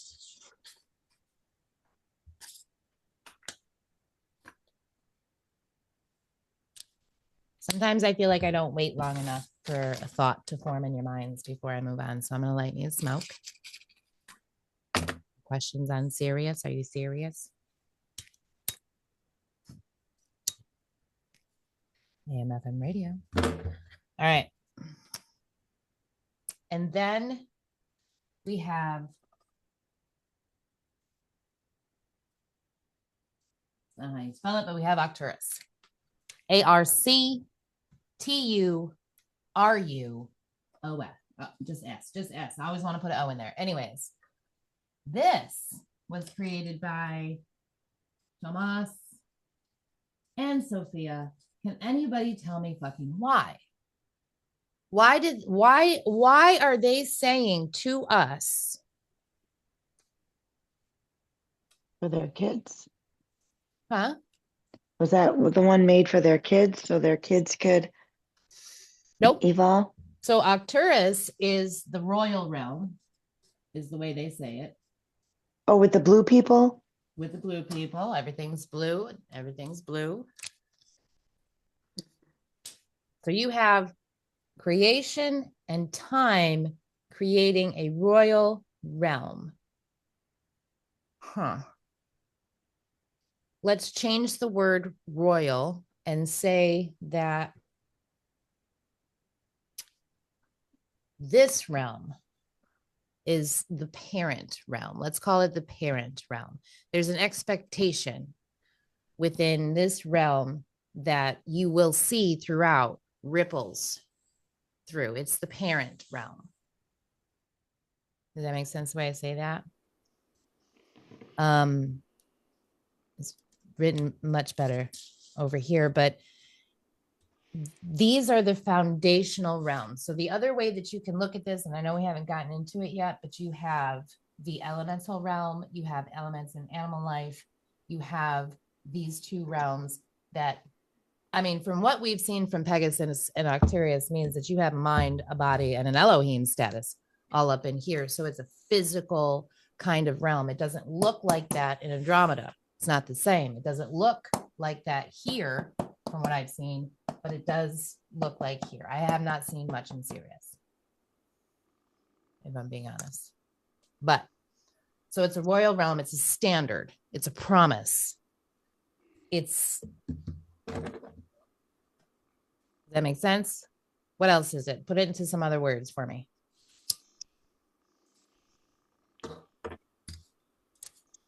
It's the first realm of emerging ideas. Keep speaking. Because they're working as a partner or a union to make that realm, where the other three realms were separate creators. Nope, not really. You got Sophia over here. She's doing the element because she's a Yeah, creator. but she made those two by herself, where Thomas made Sirius by himself, but Arcturus is made by both of them combined as a union. It is equal. Yes, it is equal. It is masculine and feminine combined. Yes, absolutely. Absolutely. Did we say that everybody there is also Elohim? Like everybody's got their own like Dominion kingdom? Yep. Equal royal. It's literally what we can only fathom perfection in Paradise. a realm to look like. You know what I mean? Mm-hmm. What did you say? Paradise. Paradise. Except everything's blue. So I hope you like that color. You know? I'm not sure you'd have a choice. Would you know any different? Well, you do know. Right. Well, I don't know. I know how to get the information, and sometimes it just takes a lot longer to process it. So we have Octurus, right? Not like you. Okay, yeah. 4 foundational realms. I know I summed these 2 up here, but they're 4 foundational realms. Before Gadriel and Mora were allowed to create a realm, the creation of the soul's journey had to be made first. Anybody want to tell me why they had to set foundational rules for a soul's journey before any other realms could be experienced? Why'd they do that?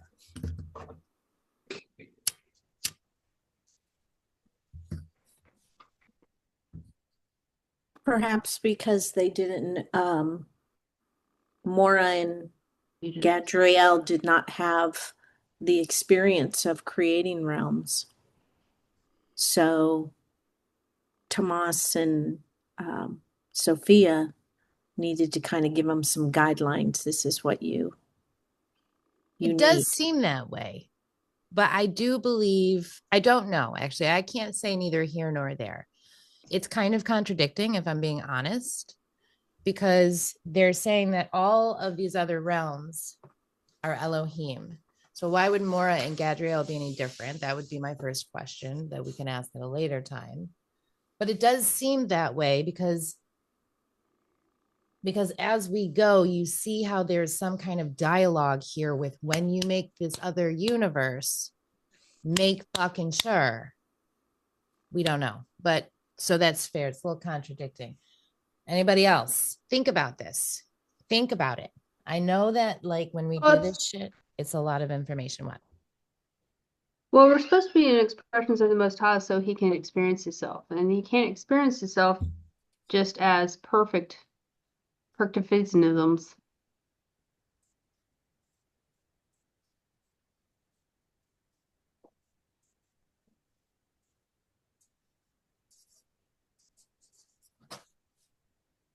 The only way the Most High can experience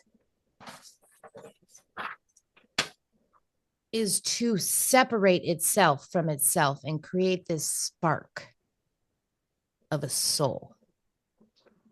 And the spark doesn't separate itself from itself, remembering itself, because that's defeating the whole purpose. So the whole purpose in this realm, the soul's journey started.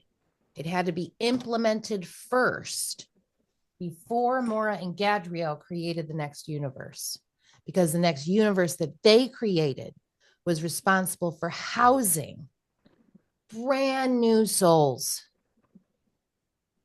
separating itself, not godlike. Elements, animals, slow evolution of expanded awareness, perception, choice, assistance, service. Then we make our way up there, right? So this had to be established first. And this is real motherfucking important, because I will be asking you to think later on, where are you in your soul's journey?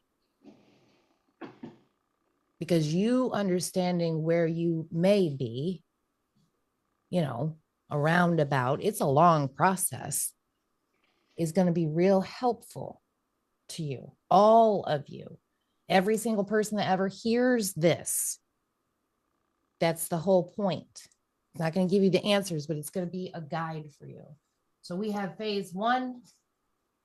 How many times I have said this? Stage one, the internal workings of self. I'm writing it down. Stage one, internal self. Any of you looking at the PDF right now? I'm just curious. No. Okay. No. I don't care how you learn, bitch. I'm just asking. So you have that internal. I'm sorry, the PDF, was that the one that Roz put in and Stacy put in? Is that what we're all I don't reading off? know. Or You don't- is it you the don't- one? Listen, I don't know where and what chat it has floated itself around to. Technically, you don't need it because I have it all right here. If it helps you, someone send it in the group chat again. I mean, if that's, gang, if that's the one, I have it. And I just want to make sure that that's what we're going off of, because just want to make sure that I'm reading off the right pages and not something different. I don't think you have the full of what I'm reading off of. I don't think anybody has that. But I do think you have possibly this part. Okay. Okay. Thank but you. But welcome. Thank you for asking. But also, what I need you to think about every word that has ever come through that they have said, because you're going through this whole stage, which really doesn't matter to us in the real beginning, because it's hard for us to perceive such a lesser degree of perception and awareness when it comes to being elements, when it comes to being animal life. But the point is remind yourself that this entire stage I'm about to go through is about internal work, shadow work, inner emotion, perception, choice, when you get to a certain degree, right? Okay. So the first thing that happens is the polarization. And I get sick of saying it because I've said it so many times, but it's polarization of beingness. That means you have the spark of the Most High right here and an itty bitty fairy cunt here. Boop. Separate. All of a sudden, you were one, you were whole, you were everything. You were totality. And now all of a sudden you are not. So there's a big separation in this stage. It's a big part of the journey, not knowing shit about shit. So polarization of beingness is just when a soul comes in, and the first thing is just to be outside of itself. And that is why we talk about it being comparable to elements. Does that make sense? It's hard to understand what that would be like at just being without awareness involved. I get that. Elements like elements water? like water, fire, air, right? Anything that would be considered elements, anything that we understand elements to be. Yeah.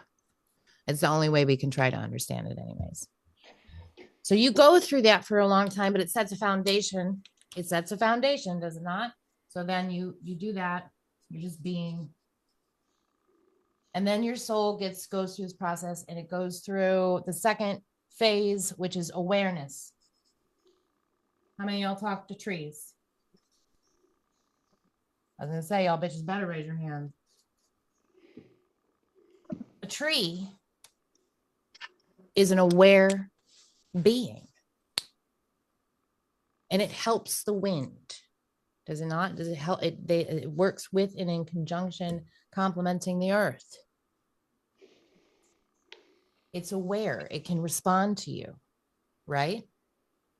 Animals have a certain level of awareness. They have, what did you say? They have a certain level of awareness, and that's where we understand primal instinct from, because it's a soul. Now there's other things, bitches, because I understand that animals don't have to be at a lower stage to come in and inhabit an animal-like body. But if we're talking about a soul from stage 1 to going back around, that's what we're talking about. Right? So we're looking at the primal instinct. We're looking at, animals can read energy. Their perception is further. Trees can respond. Ladybugs respond, right? Everybody gets where I'm going with this, right? Okay. So plant, animal. Then comes the biggest motherfucking stage ever, or at least it feels like it. Make sure they eat well. Make sure they eat well. Lean chicken. I'll fucking light this thing and hit it every 5 minutes, because by the time I go to hit it again, it's out. Anyways, the third stage, super, super fucking important, is creative consciousness and awareness of being. So, bitch, you can now be creative, and you can be aware in your beingness. I'm gonna put the cap on this because it's gonna take a minute. Y'all know some of this. Y'all know some of this. Maybe not well enough to say it verbatim. I do understand that, but somebody talk to me about the creative awareness of being. When you go into that stage, just for preface, okay, you are a soul that is now entering a vessel, a body, and you have a mind. You have a consciousness. That is creative awareness of beingness. So you are in the mind, body, spirit phase. What do we know about this? But also you're like you're first coming out. So you're like super absorbent, and you want to experience it all. So you're all about self. I. Could be a way it comes out. Yeah. Eager beavers. I don't know if they come out eager, but that's a good way to put it. They come out. What do you mean hardly? Hmm? Nothing. Wouldn't they come out more of a survival instincts? My ghost. What, Lola? Wouldn't you say they came out more like most of their knowledge is in survival? They're very primitive when we think about a soul. So they don't know a lot. So they make a lot of what an evolved soul would say stupid choices would be. And sometimes, but the whole thing is for them to experience this. Okay. They have to. Because why? What are the 4 fundamental primordial foundations for a soul? Dualism, creation, time, expression. So when a soul is born into a physical vessel, they now have consciousness, creative awareness, and beingness, and they just start to experience life at whatever point in time they can experience life in. We have brand new souls here all the time. Not so much really anymore, by comparison in the past, but they're always going to be coming in because Most High is always like a Taurus field doing this. It's eternal. It's a song that never ends. So you got new souls coming out the gate that don't know no better. Sometimes we call them like, I used to make comments all the time, Cro-Magnum. You're very simple. You're very primal. You're very whatever. What was the other one? Common sense is in a seed that tends to grow in that kind of garden because they don't have the experience to know better. So they fuck up a lot. A lot. It's just what it is. They have to fuck up. I know we get frustrated with them fucking up, but they do have to fuck up because they have to learn. Everybody in here has children outside of whom? Veronica? Well, you better get to it, man. But I think you would understand it, right? With your child, you have smaller family members and shit. They're just children souls. Does that make sense to everybody? So we're not going to fucking look at a 5-year-old and expect a 5-year-old to go do something that a 40-year-old would do. Go grocery shopping for me, go balance my checkbook, go figure out this, problem solve this for me, because they don't have the experience to do it. So we're not going to yell at them for it, do we? We don't yell at kids for it. We have to look through the eyes, through those same eyes when we're looking at souls that are being bobos. The nicest way I know how to put it. Questions on that? We do this for so motherfucking long. Like, so long.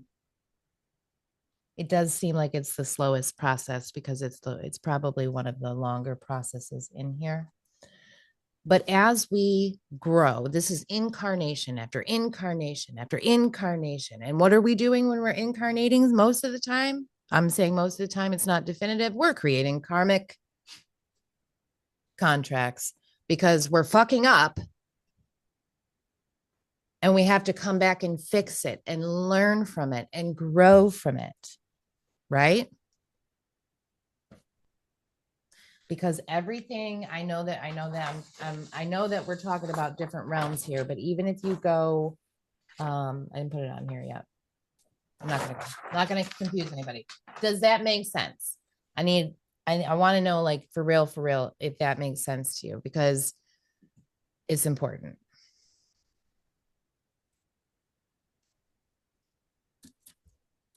Does that make sense, Meg?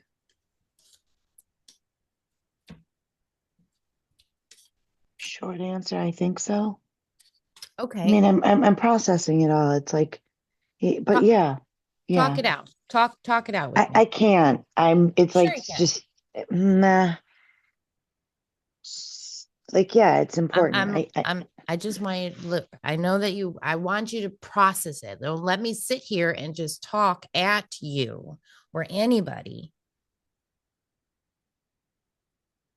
Yeah, no, I'm taking it in and like processing. What are your thoughts?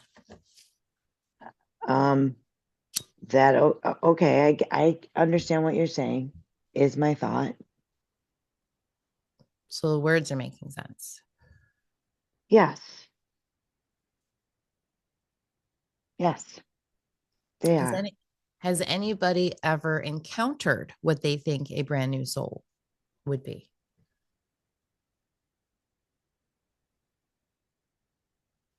Like in this time on Earth, like yeah, in this lifetime, maybe like an addict. Is that what you're kind of meaning of what kind of a soul? Yeah, it could be that. Because if they're making mistakes and learning new things and making, they're not using the. Go ahead. No, go ahead. Not using the what? All their brain cells, or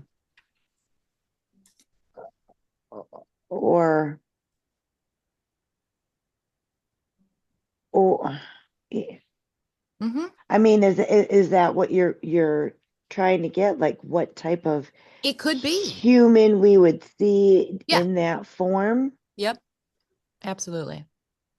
Human, what kind of behavior? What would it look like? Or if you think that you have met somebody, what did it look like, and why did you think why are you connecting there is what I'm asking. I met someone who was like innocent, older lady, just the innocent and seeing the world and having faith in everything. And you're just like, please don't let her cross the road. She's such a beautiful innocence. And it's like, it could be that. It absolutely could. It's also somebody that does the same thing, does the same thing, does the same thing, does the same thing, like pushing a rock up a hill. Right. Definition of insanity came from another soul. Okay. And somebody that doesn't take accountability for their own actions. Yeah. That could be a trait. Yeah. Well, essentially in the beginning, the terminology that they used with me is they're doing everything for themselves, right? So I'm walking, and this is just a regular, like I'm walking, I look down, I see a caterpillar. An unevolved soul is going to step on that caterpillar, not move out the way, and not think twice about it. It's a less dramatic example, but how many of you in here would step on a caterpillar if you saw it? Right? It could be an addict, but it doesn't have to be. I've known addicts that are gods. Elohim disguised, concealed in the ordinary. So this is where discernment comes into play, but it very well could be an addict and most people that are addicts are just trying to numb an emotional wound that they haven't healed. Could be karmic. Why am I bringing this up? Because I'm asking y'all at some point, I hope that you will, it's not required, but the point of this is for you to ask yourself, where am I? So you have to have that level of discernment, because if you pinpoint one fumble, one thing that you felt was a mistake, then you're going to start imbalancing your energy centers. You're not going to be grounded. You might go into a victim mentality. You'll diminish your own worth. You're here. Everybody's here. So everybody's at a certain stage. Everybody has done good, and everybody will have to do more. It's the funness of the eternalness, right? So like, think about these things when you're thinking about these things. But throughout like incarnation and incarnation and incarnation and incarnation, one incarnation, it starts to get a little more, and this is what everybody calls the awakening. There's different levels of awakening. It doesn't occur in one lifetime, but you start to awaken. You start to see the pattern a little bit here, there, and everywhere. You start to see how things are interconnected and similarly expressed to different degrees, dualism, and you start to make choices that are in alignment with the universe or realm or whatever, the world you live in. It's an alignment with that, not against it, not controlling it, not damning it, not any of that. Everything that you do it with it. You start to do it more with a conscious thought of the unity of the existence that you live in. But so what does that look like? Somebody who obviously doesn't step on a caterpillar. someone who may cry if they accidentally hit a bird on the way home, you know. Obviously, I've had moments. I'm kidding. What else would that look like?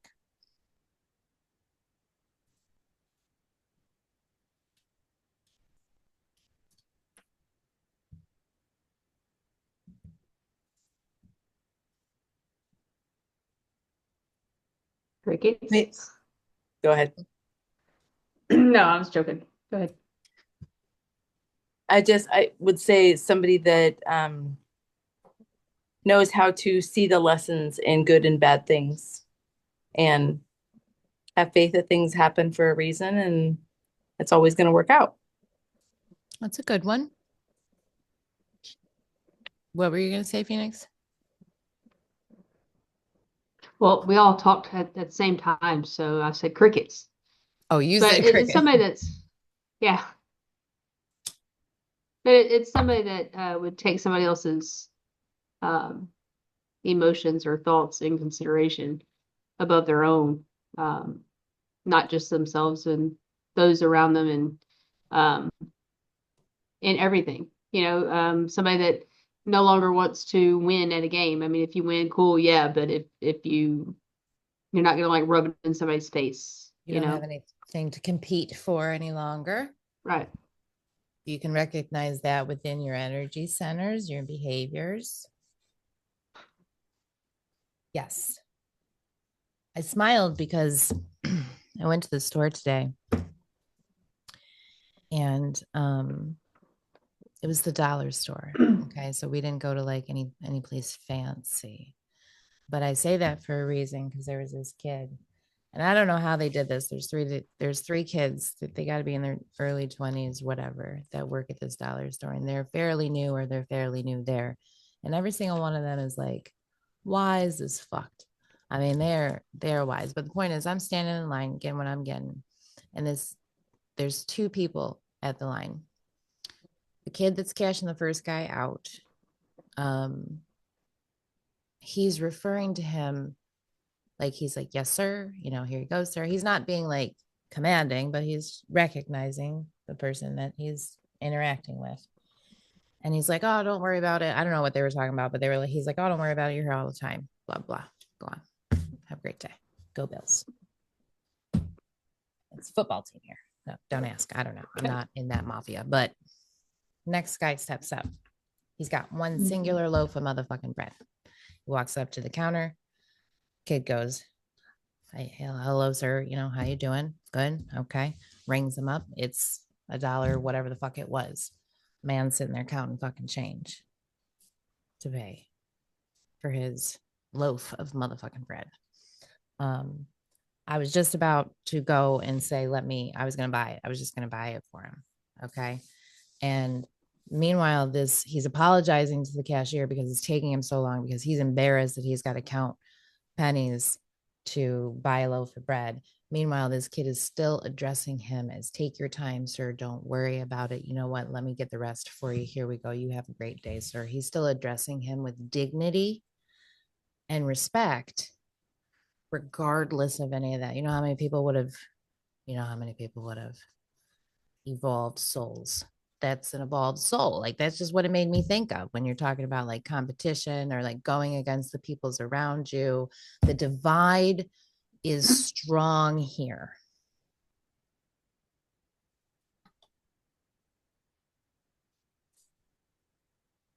The divide is strong here and now, in this earth, in this life, in this right now. It pushes that divide. It pushes it through politics. It pushes it through belief systems. It pushes it through gender. It pushes it through creation. It pushes it through dualism. It pushes it through time. It pushes it against all natural laws of existence.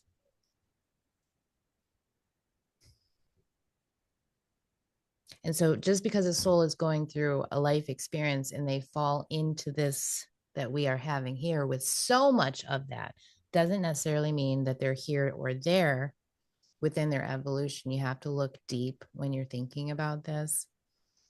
But it's when you get to that stage of seeing the oneness, the unity, the connectedness, the orchestration of things beyond your control. And then you start to make different choices, and you start to live a different way. And then you come back, you're incarnated again, and you're one of those kids that don't need to be told right or wrong, because you just know.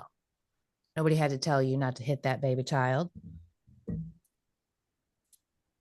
Or you see your parents doing some shit and you're like, yeah, I don't know about that. Right? Is this making sense? Okay.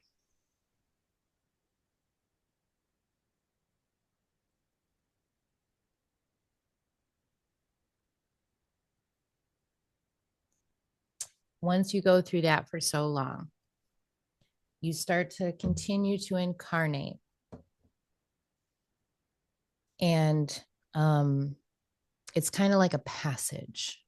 It's not as blunt of a evolutional step as the other ones, because you're going from element, or you're going from just like elements to being, you're just beingness, and now you're a plant, you're an animal, and now here you come out the gate as a bobo, and then a little while later you start to make different choices, and a little while later you're not the bobo anymore, because you've learned.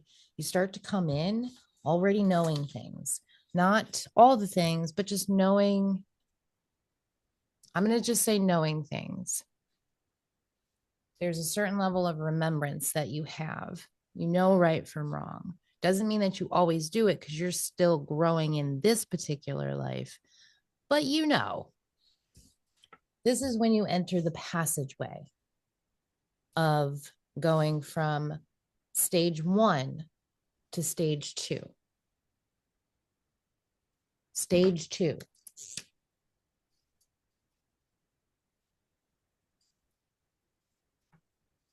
What's it called? This is called the internal. So we're still internal awakening of self, of conscious beingness.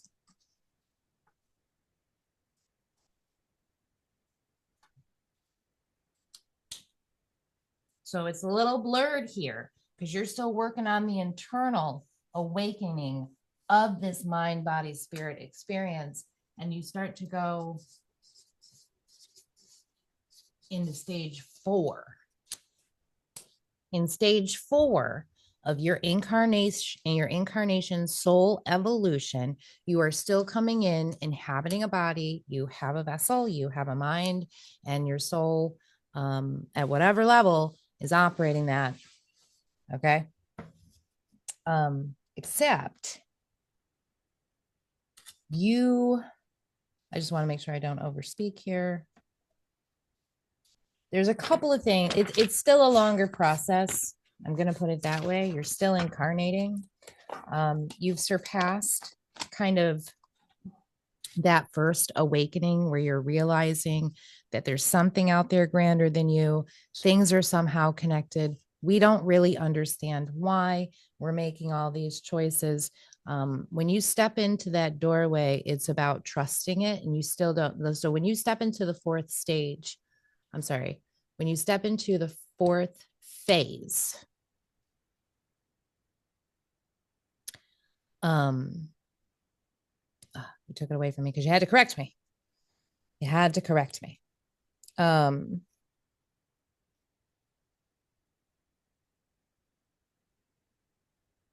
gonna give it back.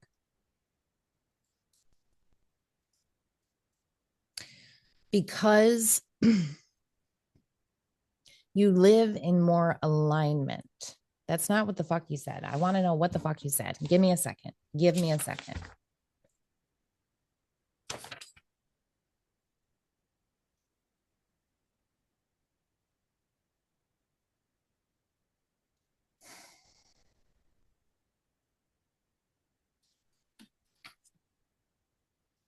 You're not just living in more unity and trusting it. It's the door, it's the passageway to trusting it. And then once you trust it, you don't have to understand it. But when you wholeheartedly, fully embody yourself with the trust of it, even though you don't understand it, is the doorway into the fourth phase.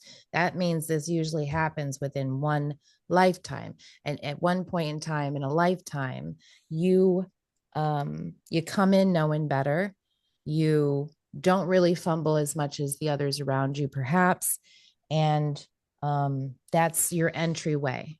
It's trust. Goes right along with heart chakras, because heart chakra is all about trust as well, and love. Does that make sense? The way I'm saying, like the transition is blurred, is what I'm trying to break down. You do that for a little while, and then you start to come in, and you're still inhabiting this mind, body, spirit experience, but your veil is not as thin. What does that mean? Your perspective is able to see further because your soul has evolved to higher frequencies to align with higher perspectives. And we get glimpses of that in this stage here between 3 and 4, at like the very end of 3, and we walk into that threshold, because we're able to see things in meditation. We get dream guidances, we get prophetic something or other. It could be small, it could be large, but you're still experiencing that because your soul has evolved enough to perceive further out. Does that make sense the way that I say that? You do that for a while. Who knows how long, right? But you do that for a while. Maybe you do it for 10,000 lifetimes so you can live all 10,000 decades. We don't know. But then you step into being, because 4 is where you're an earthly teacher. It's earthly teacher, living in heart-centered awareness. We're just going to hope that it makes sense. It's like a signature.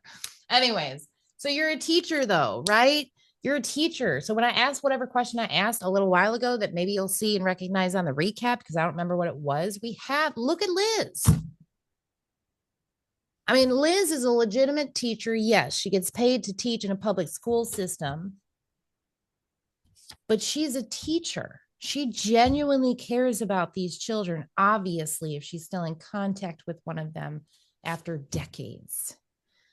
She is choosing in her daily interactions that echo throughout her life, leave lasting impressions on those she's around. She's a teacher. You go around, you teach everybody. You might have one specialty in one lifetime, and then you go somewhere else and you gain another specialty because you're still growing, but you're expanding. So all these weird things happen right in between this 3rd stage into the 4th stage. And it's got people mind fucked everywhere because nobody's ever told them anything about anything. And they think we're timeline jumping because of fucking CERN, bitch. For real. I'm for real. It's not that, it's your perspective. And some people go through it a little too fast and they go into psychosis. I'm saying that for a reason, because we haven't even gotten we haven't even gotten past the journey, right? But if it goes too fast, if you go too fast, you will fuck up. If knowledge is gate kept, I mean real knowledge, right? Like what they have done to many of people here, because this is not my knowledge. This is universal knowledge created by the Most High. It's not ownable. So what I'm saying with that is that I have no idea. What was I saying before I said that?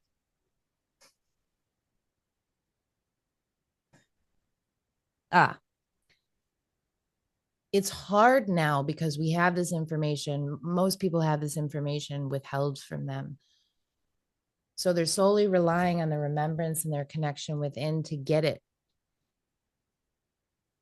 And you have truth out there, some mixed in with lies, so it resonates enough just to throw you off its tracks. And what I mean by that, and I'm saying this, and if it just, I'm telling you, anything on your little black screen, anything on your social media, anything on television, any music that you listen to, is 99% heavily influenced against you. And I don't care how much you enjoy it or how much you think that that would be incorrect, but it's pushing you against the goal. Like it doesn't want you to reach the goal. I would like you to stay Cro-Magnon. I would like you to stay in divide. I would like you to stay in self. Please don't ever, ever, ever figure out the unity. We haven't gotten to why that system is the way that is, but so you really do have to use your discernment when you're looking at this for yourself, or if it comes up and you're looking to understand somebody else. So you go through that for a little while. This is it. In this realm and other realms that came after or came before, this is it. In 3 and 4, these are the only times that you have a rental car, a vehicle, a vessel.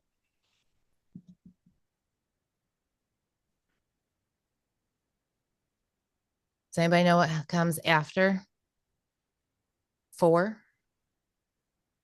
After you graduate 4? I know you do. Unmute your mother. You get to come guide.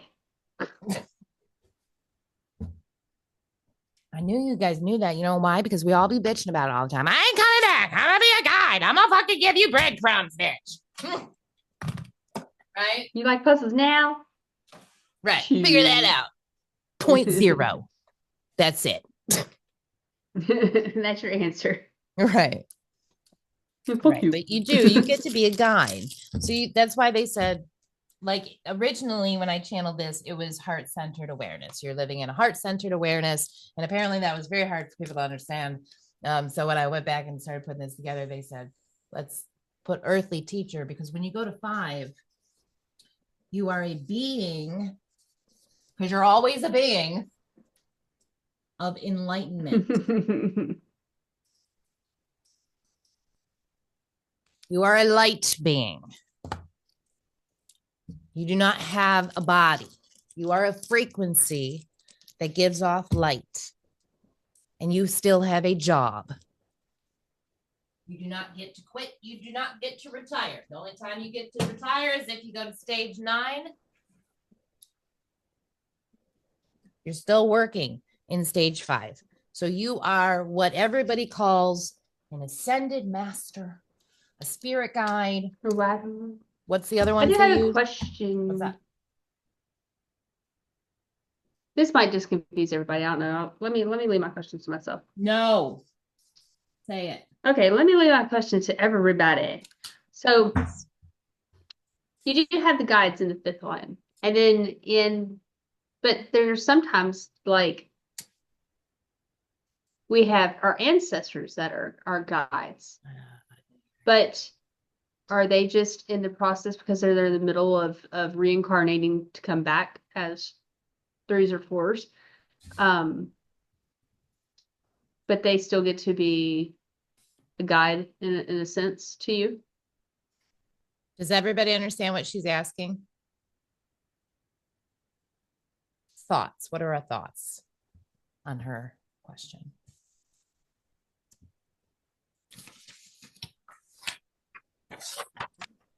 Get it out, because it's not just one answer. I think it would be more like a 6 or 7. You volunteer to help someone come back. That way you can also tie yourself to new souls that are coming too, by introducing yourself in the human form before one. Yeah, but we have like done past lives and we are like, I can see it, but I'm not there. So we're like a spirit guide in that sense. Yeah, so but think about it. Are we just ancestors at that point? Just killing time, just watching the world go by as we are waiting to go back in? Well, I'm gonna just nip partially this in the bud. there's a difference when if you're looking at our journey of remembrance. There's a difference. There's a little bit of a difference, but it's a good question. It's a valid question to ask. And you know, anytime any of you ask this question, you know exactly how to get it. And anytime you ask this question, you know that it's not going to be the same for everybody. So you have to ask to understand the diversity of the dualism of the journey. But it's a valid question. Some of people's ancestors are lower evolved souls, less evolved souls. Some of them are not. Mm-hmm. It's really not as black and white as we want it to be. And this always stay in the back of your mind that it's just a foundation. It's just like the IEP with the chakras. It's just the foundation. It helps you gain some kind of direction to know what kind of questions to ask to find them and how to ask them to find them, to find the pinpoint of that question and that answer only. You know what I'm saying? Because if I ask that question for you, it's going to be one way. But if I ask that question in regards to D, it's going to be entirely different. So you got to be able, because of where I'm at in my journey, to hone in, right? To not hone in. That's not what I meant, but like pinpoint. Right. Valid question. So number 6. Number 6. 5. No, because when you're in 5, here's the big thing. This is why in your journey of, you can still hear me, right? In your journey of crossing the 3rd phase to the 4th phase, remember I said, and they said, you get visions, you get memories, you get things in advance, things in the past. Well, this is because there is a form of communication that's going on here. So any being that is in the level of enlightenment as a spirit guide or an ascended master or whatever title you want to give them, they have a job. And their job is to assist the earthly teacher that's still in the physical. They have more of a perception or a higher level of perception. So it might be easier for them to understand things, whatever talent is, whatever the case may be. But they're not separated from 3 because not only the 3s have the earthly teacher being like, hey, don't set that on fire. That's not. And then they also have maybe a whisper that says, bitch, don't do that. So there is a line of communication that is helping every soul before it continue to grow because it's not a divided goal.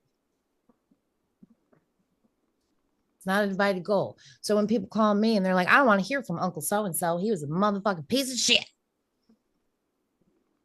Well, that piece of shit probably signed up to help you out a whole lot. So we're going to go ahead and listen to what he's got to say because we don't divide. You know what I mean? Okay. So then we have 6. This is the last phase in the 2nd stage. And this is the counselage. It's the master, how did I say it? Master Council of Teachers. When I originally channeled it, it was just the council of teachers. Whatever, I can't spell, but I know what I'm writing. So you got the Master Council. So what you have is you have more evolved souls that they have been guides. They have helped the earthly teachers. The earthly teachers have helped the Cro-Magnons. And what they do is they gather.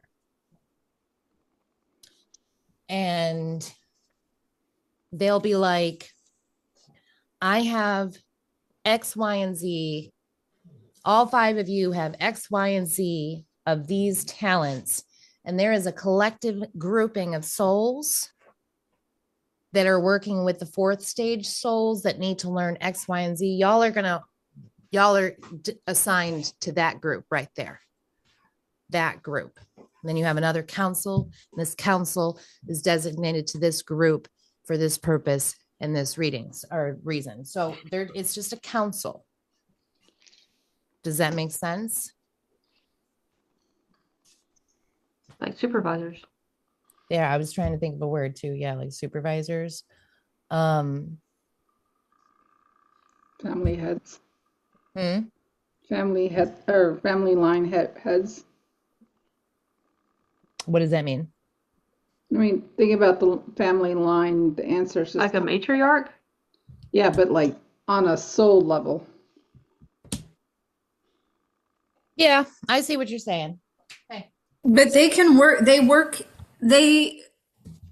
directly with souls as well, right? Yes. Yes, they can.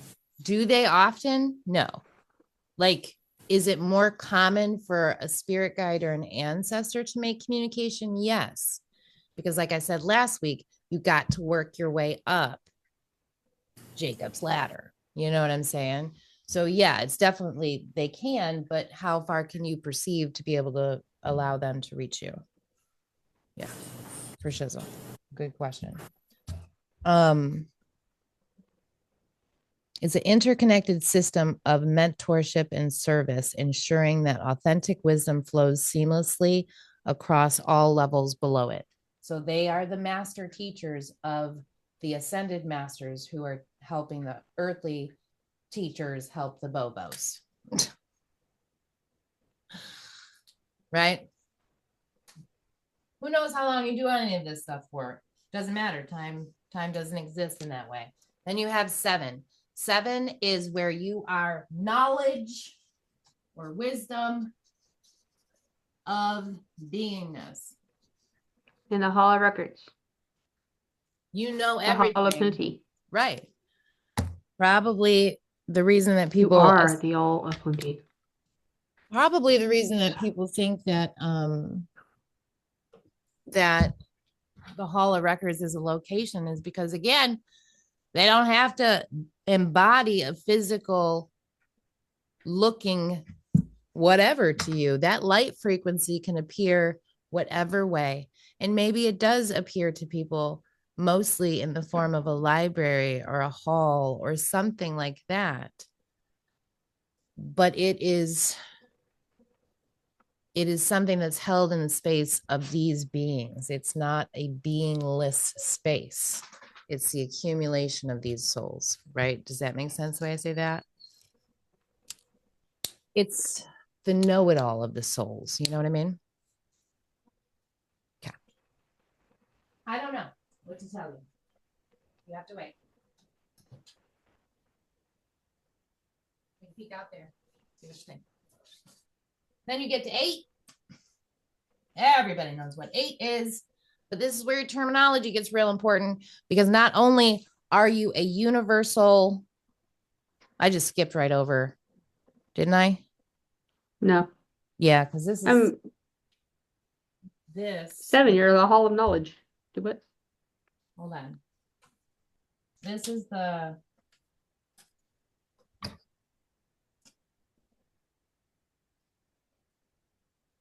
It's the second stage. I forgot to mention that. So when you get to 7, to be right, 7, yeah,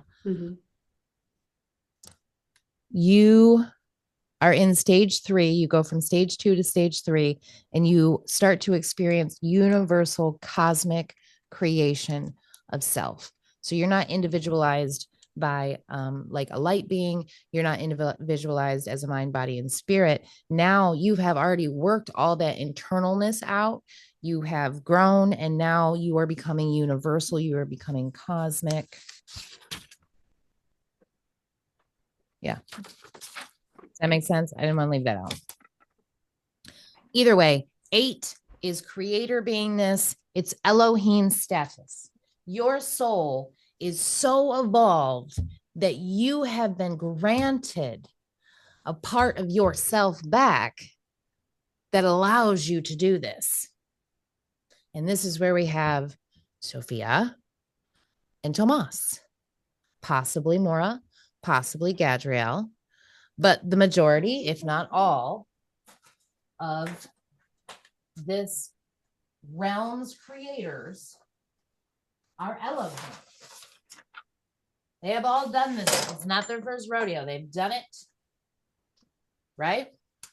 which is good because, I mean, it's a good question, Dee. You brought up earlier, like, were they Elohim? We don't know, but it's a valid question. And then, so once the soul goes through this, all this, where'd it go? Your Elohim. You can choose to do that. You're a creator. That's why it's the creator of all, not just a creator.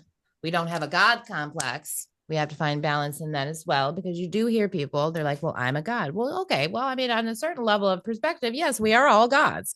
The wind is a God. The dog is a God. A goddess, whatever. Yes, but no. And if you don't do this, then you just return to yourself.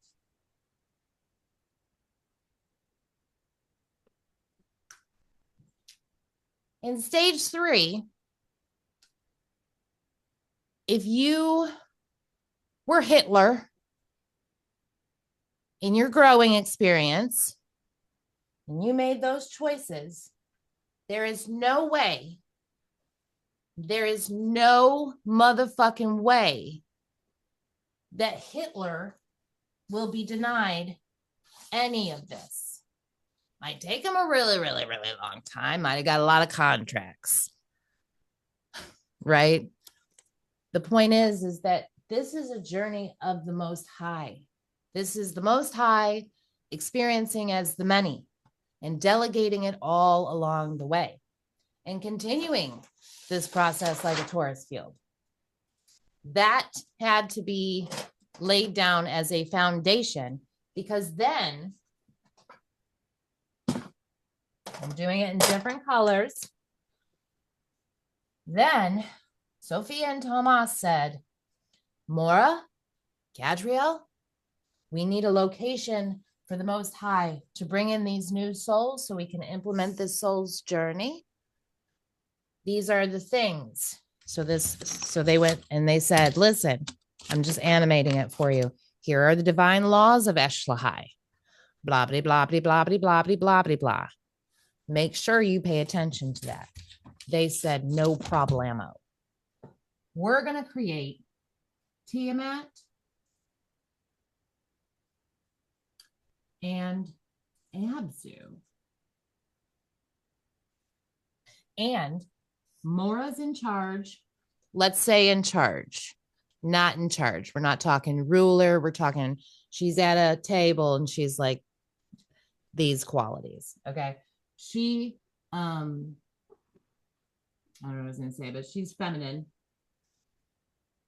She wanted a feminine realm. And Gadriel, that's not what I meant to say. Mora makes Tiamat water realm, we're going to say. We don't know a lot. Gadriel makes Abzu masculine realm. We have a goal, mama, daddy. We have a goal. Listen to our goal. It's the most brilliant thing in Eshlahai, except everything comes from them anyways. I digress. But we're going to have this universe. You're killing me, Smalls. We're going to have this universe over here. And then we're going to have this universe over here. And we are going to make them unionize. They're going to be one. And we're going to apply the soul's journey over here so the Most High can continue to have souls come in. And we have Elohim that are coming in here because the structure has to be there. The structure has to be there. So you have to have the polarization. You have to have all these different levels coming in. So I'm going to go on assumption. I can't confirm or deny at this point, but you have both Elohim and brand new souls coming all up in here. Based off what we know, it's a pretty safe assumption. So you have souls coming over here from Arcturus, chilling on this realm here. You got some souls over here from Pegasus. You got all these souls coming in over here, and we got new souls. We're going to come in and we're going to do this. Questions? So you said that there were Elohim also to provide the structure, right? Mhm. So my question is, in this current reality that we're in, do level 5s and 6 ever volunteer to come back You got to to word it help? better than that. So like what here and what place and what reality are we talking about? Well, in this realm, this earthly realm, do they volunteer to come to this Elohim? realm? Elohim? Or well, level 5s and 6s is Elohim is level 6, 8. right? 8 and up. Level 8. It's Okay, just 8, so level. technically. Okay, so level 5s. So let's say level. What's the maximum level that 8. could potentially be? So they could potentially come. We could have some 8s on this planet now. You're looking at one. Lovely. Okay, that's Yes. what I Yes, thought, ma'am. but I Yes, ma'am. wasn't. Yes, ma'am. Okay. I didn't mean to make it that sharp, but yes. So here we do, and we have Elohim here because of what happened here. Okay. I was confused, unless you were asking this as well, as if there were Elohim here in Tiamat and Abzu. No, I knew there were Okay. well, yes, but I was wondering if that was because I knew that with the new creation of Tiamat and Abzu, they wanted Elohim there to help provide the structure, right? Yes. So I was wondering, so that's why I wanted to know if we currently, like, if that's currently still happening. It has to, because of the way that this earth, its creation is really servicing of that purpose. And I did forget to mention this, and I'm pretty sure you all know this, but I'm going to say it anyways. When a soul chooses to continue to grow and continue to create, it is one of the highest forms of service to the totality of self that you could do. Like these creators, they don't, you know what I'm saying? You know what I'm saying? It's the highest form of service. So we got organic souls coming in Tiamat and Abzu. We got Elohim. We got all the things to make all the things. And mommy and daddy said, make sure you pay attention to these rules over here, especially timing, the precision of destiny and timing. And I know that we humanize this. And sometimes it can get to be like a really blurred line when we humanize concepts or different realms that we don't have an entire grasp on their reality. But to the best of my knowledge, on this day, Mora and Gadriel participated in this realm as well. I say that only really based off of a couple of things. One of them being is that they experienced what we understand romantic love to be. And that's why I asked what kind of love earlier when we were going through the chakras. Because what we have in this lifetime, this realm, understood love to be is it's a fucking mess compared to what it really, really is. And unconditional love is the only thing that we really understand when we place a divide between any other kind of love, like romantic love, right? Does that make sense the way I say that? Romantic love, I don't believe that actually exists, not in a balanced way. I really don't, because it's lustful and it's for the self and it services the self. I don't like, think about like average romantic things that we would say.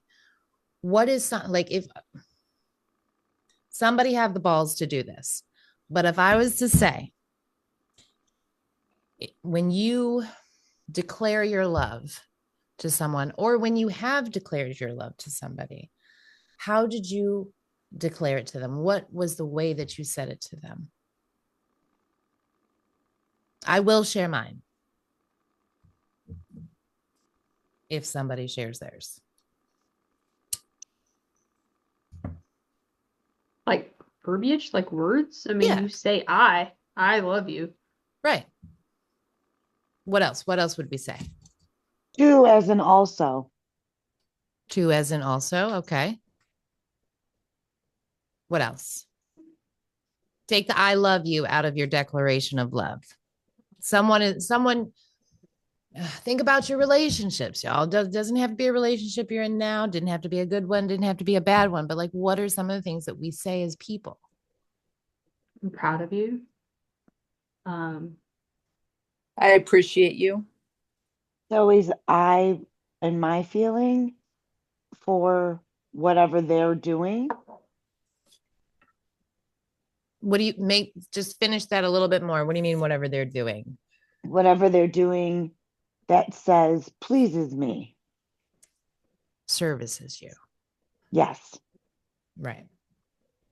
Right.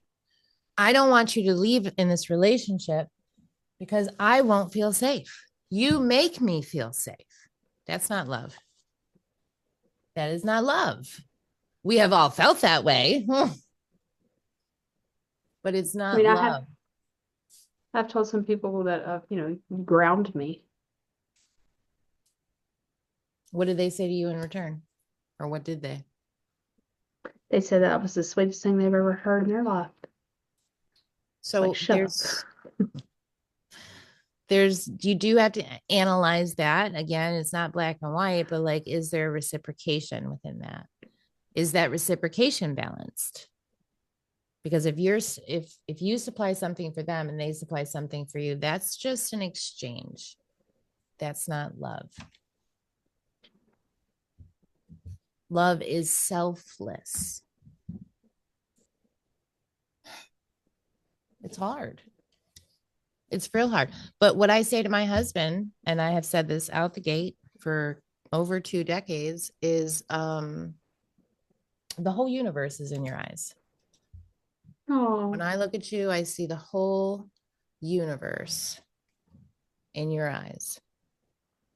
Perfect, as imperfect as you are. That's reminds me of a Jason Mraz song. It was what's the lyric? When I look into your eyes, there's so much they hold.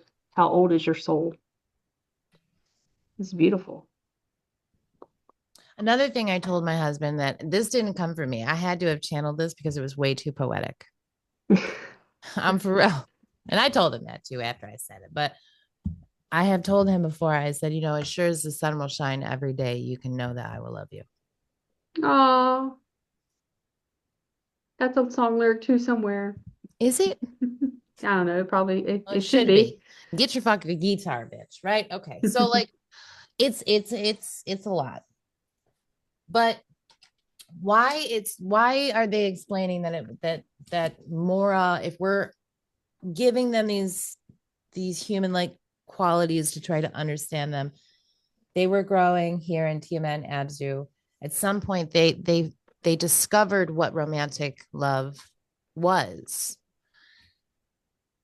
And I believe the best way that I know how to explain it is that, when we had like our first boyfriend, girlfriends, whatever, and we were eager beavers and we didn't want to wait, and 7 days was 6 days too motherfucking long for blah, blah, blah.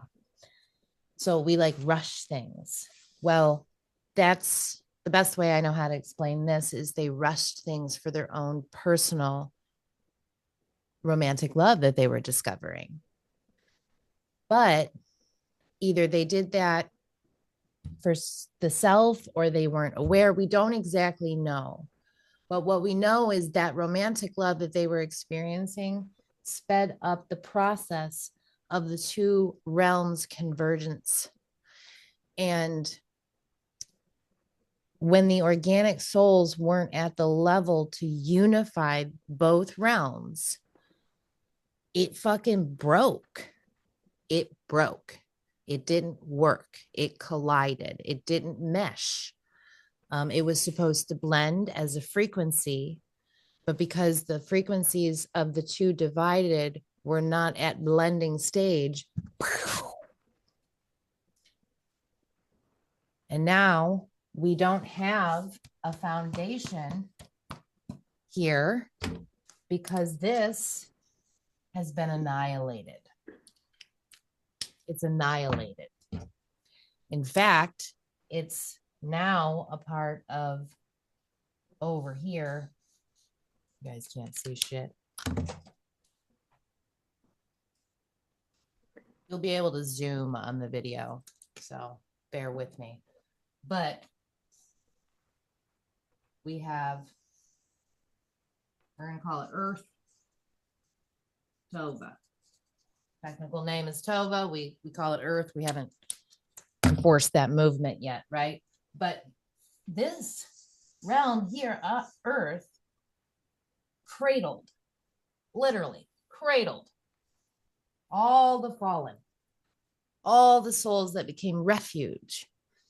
And it affected other realms because when this became annihilated, it caused the great galactic imbalance.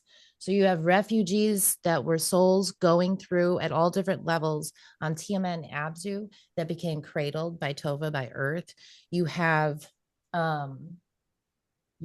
souls that were from these other foundational realms that were affected that may or may not have come here as well. But the point is that when this got annihilated, someone had to catch him. Sophia caught him. Does that make sense? Yes. Does anybody need, let's take a break for a moment. I don't see half your faces and I know somebody's got to fucking pee. And I'm going to sit for just a second. Just a second. So let me sit. Let me sit. Don't let me forget where we left off. The fall. I need better markers. So Liz, if you have any suggestions on markers that don't fade because their caps are loosened, let me know. You need what? The markers I bought are shit. Now, granted, I spent $5.49 on them, a package of them, but they like fade. Yeah, you get what you pay for, really. What brand are they? Bullet tip. Oh. Okay, so just buy better. Just buy better. I think that Sharpie would probably be the best markers for you to get. Noted. Noted. Well, I'll go through these 50 first, I guess. No, there wasn't 50, but there was, how many are in here?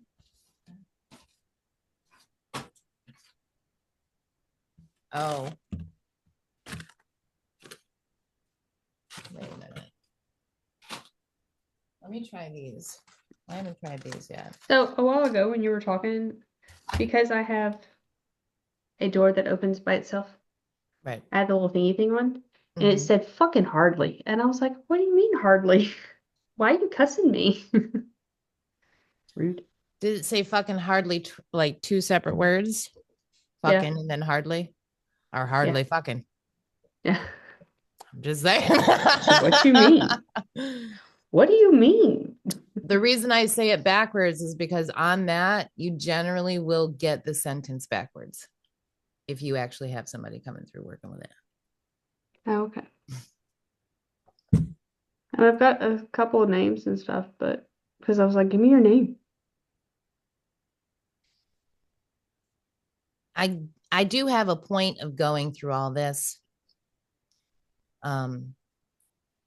So is there anybody that's close to actually falling asleep or not making it all the way through? I'm like, for real. I know. We got another But I stood hour. up and stuff though.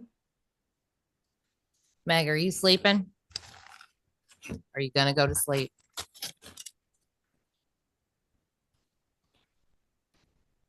How did you I'm Is she already asleep? Lola, are you gonna fall asleep? Better not. No, I'm but 1 o'clock might be iffy. I don't want to go to the one. I'm tired as well. I'm here. I don't know how much longer, but I just did a lap and stretched and brushed my teeth. So Beautiful. Do me a favor if you can. If you start drifting, yeah. before you drift too far, let me know because I don't want you to miss out. No, and I watched the recaps. You're not going to want the recap for what I'm going to tell you. You're not going to want the recap. So if you get tired, shit, hang on, my cat's throwing up. But I'm listening. I mean, that'll wake her up. Fuck. Let it purge. Let it purge. We're going to wait for you, Meg. Don't worry. No, go ahead. Say. All I was saying is that if anybody gets tired, I know they usually shut your camera off when you start to lay down. I know that Lola tends to lay down, but if anybody gets tired enough to the point where they're going to go to sleep and they need to go to sleep, just tell me. Okay. Please. Thank you. We're going to try these, Liz. I forgot I bought these. These ones are called Viz Pro. I thought you were opening up gum. No, but I do have gum here. Why? I don't know, because Can you give me a piece? It's double mint. Double your pleasure. Okay. Pleasure. Reminds me of my pawpaw. I will have one. My mom used to chew it all the time. And then she was diabetic and she'd be like, I don't know why my sugar's so high. Stop chewing sugar gum. Maybe. Sorry. My mom used to chew that same kind also. Forever. Is it the Wrigley's? And all of a sudden you're triggered back to childhood. It is Wrigley's. Oh, my mom used to have it in her cigarette case. So it was the nicotine and the peppermint, spearmint at the same time. It was weird. But I can smell it right now. Yeah, it's gross. With a leather cigarette case. Yes, bitch. Yes, bitch. My mom used to smoke Winston's at that. I don't know if my anybody's mom ever was had a Winston, but it's disgusting. They're gross. Yeah. Like I'll look if I were like back in the day when I smoked cigarettes, if someone was like, "Yeah, I got a smoke," and handed me one of those or one from the res, I'd be like, "Yeah, no, I'm good." I would have rather smoked my father's non-filter Camels than smoke one of my mom's fucking Winstons. I'll tell you that. That's funny. It's disgusting, but yes, I'm glad we all went back memory lane. Are you in a robe, Natalie? You look like you're in a robe. I'm in a hoodie. Nice. Yeah. You getting tired? Yeah, but I just want yeah.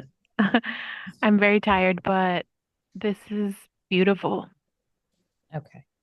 Don't push yourself because I am very tired as well. Like I told my husband, don't you fucking wake me up. You take her out in the morning, you fucking feed that baby child because motherfucker, you just let me sleep. So I get it. Okay. Just wait for Stacy.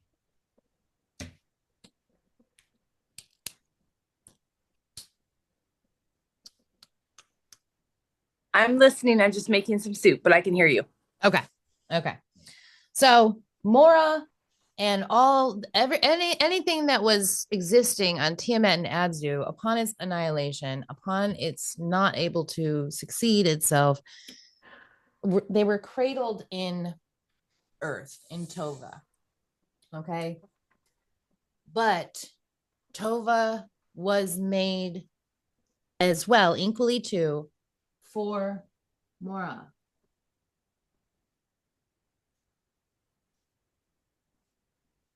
Do we have the details? No, but what we know is that she was placed in the 7 Pleiades. And I think that it's interesting that it echoes even in the creation of Tova with the 7 Pleiades and the 7 chakra systems and the 7 deadly sins and the 7 this and the 7 that, because micro, macro. So was she placed in the Pleiades? Yes. Was there fragments of her that had to go through or that went there at once? Maybe. Did she go through all 7 like stages? Maybe. We don't know. But we know that the Pleiades is a constellation. It is I've always been calling it a penitentiary, but that doesn't sound very nice. But I say that because here in Arcturus, the Elohim souls that remained in Arcturus were guards and guides for these souls that were going through the recovery in the Pleiades. So they would help them design lifetimes of recovery to rise again. Right? Does that make sense? So the Pleiades is, well, Arcturian Elohim are the supervisors of what happens in Pleiades, and Pleiades' purpose is for recover. Later on, it became redemption. But when you have all these other Elohim being affected by this galactic imbalance, that's when Orion was made. And Orion's little buddies right there, right? Orion,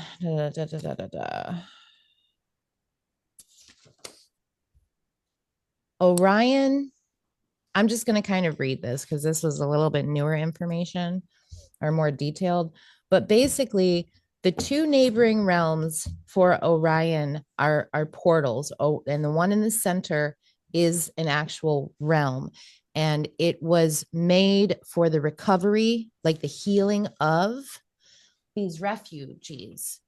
So like if Lola was on Pegasus and Pegasus was affected by this galactic imbalance, she went to Orion to heal. And then they can go on about their merry little way, or they are offered to join this cause over here called Earth. Some of them choose it, some of them don't. That's basically Orion. And this is why everybody that encounters somebody that was on Orion or Orion themselves is they call it the warrior. Well, they don't even call it, they call it the war realm. But yeah, you got a lot of displaced soldiers healing, going through that, right?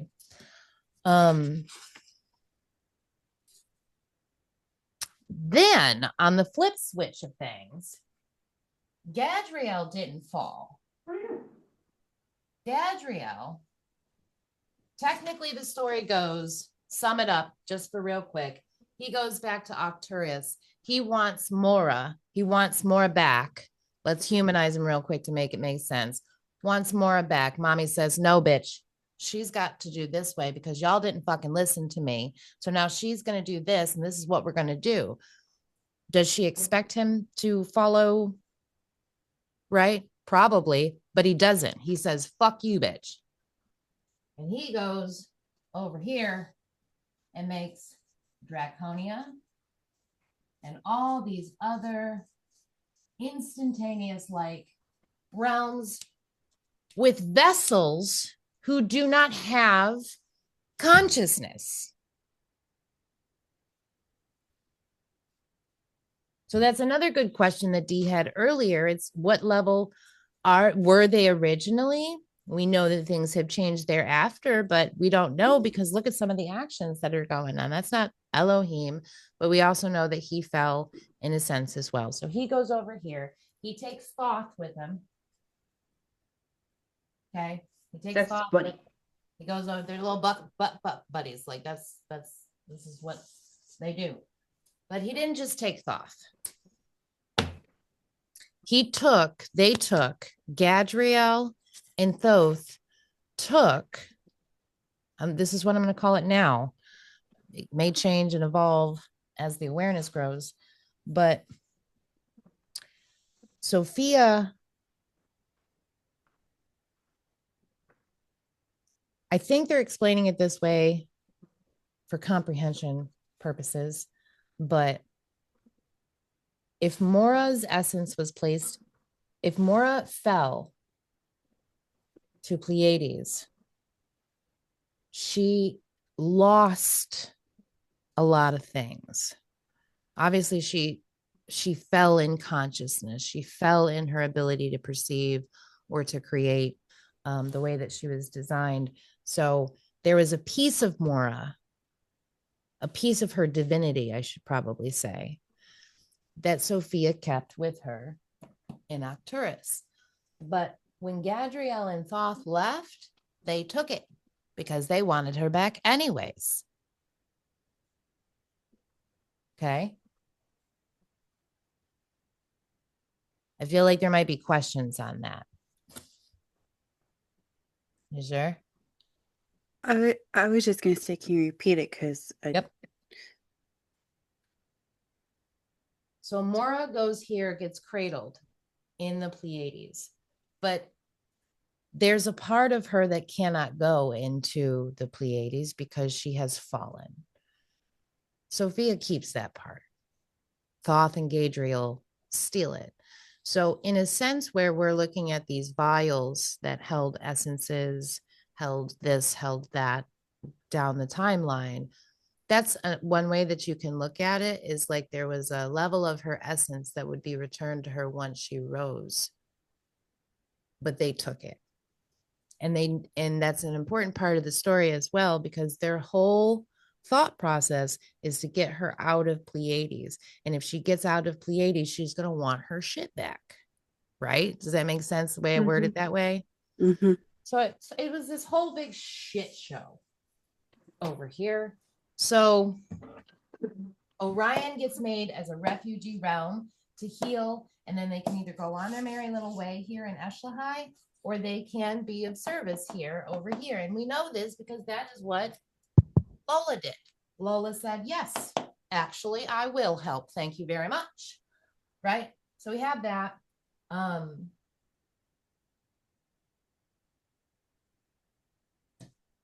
This is Eshlahai. Now we have later on, because I don't want to go through the whole thing. I know you guys are tired, but later on we have Lyria, we have Sirius B, and we have Arcturus B that are made because we got this erratic motherfucker over here doing all kinds of willy-nilly shit right before his, let's say, powers are taken away.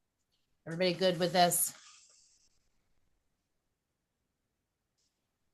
When this happened, I know that I'm trying to put something in a timeline for you, in a realm, in a level of a realm that doesn't exist in the same timeline.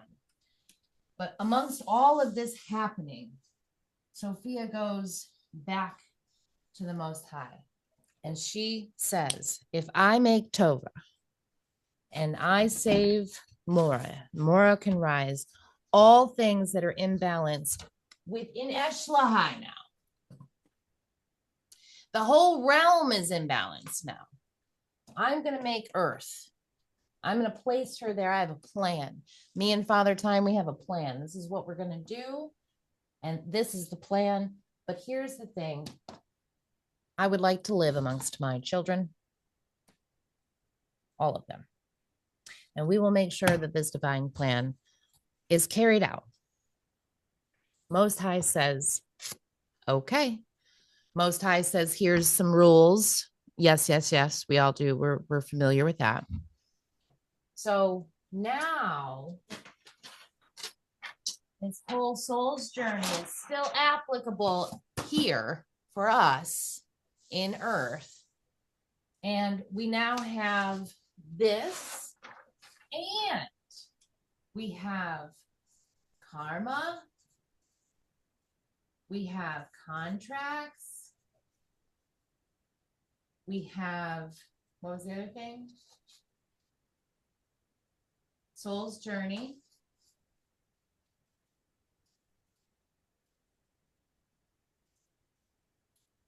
We have recovery. And we have redemption.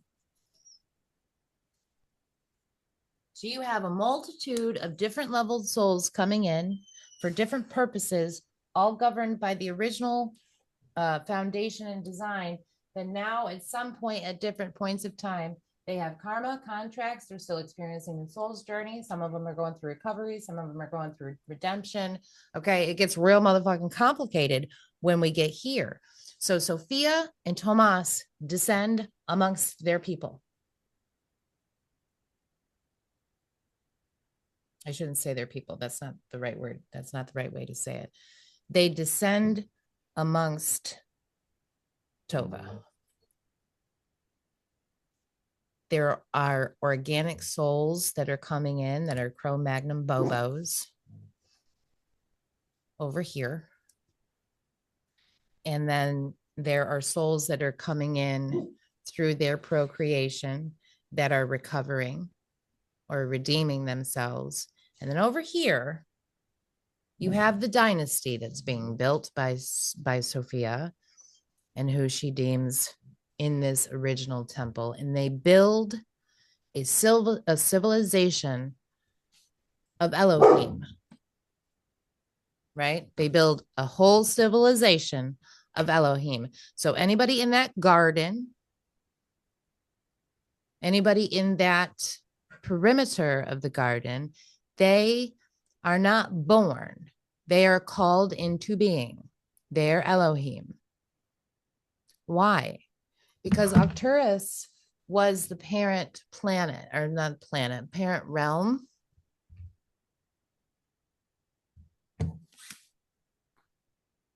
Sorry. You better be ready for her. Anyways, it's the example. So for Sophia's plan, when she came down here and she wanted to create an Arcturus on Earth, it was for an example to make sure that nothing happened outside of its appointed time, that all things unfolded in this design to achieve the goal, and the goal being achieved here restores balance throughout Eshlahai. It's a big job, but that makes sense to you guys, right? You guys know the rest. You know the rest. You know, because we haven't gone any further, right? So we know that Meg was in Arcturus, volunteered. She actually ran Pleiades before anybody. It was her job. Then she volunteered from that, volunteered twice now, then says, I'm going to come down here, and we know what happens from there. Okay. D, we know possibly Omarosa, they stepped in Meg's place in Pleiades and said, you know what? We're going to run this now while you're down there incarnating, right? So we grasped that story.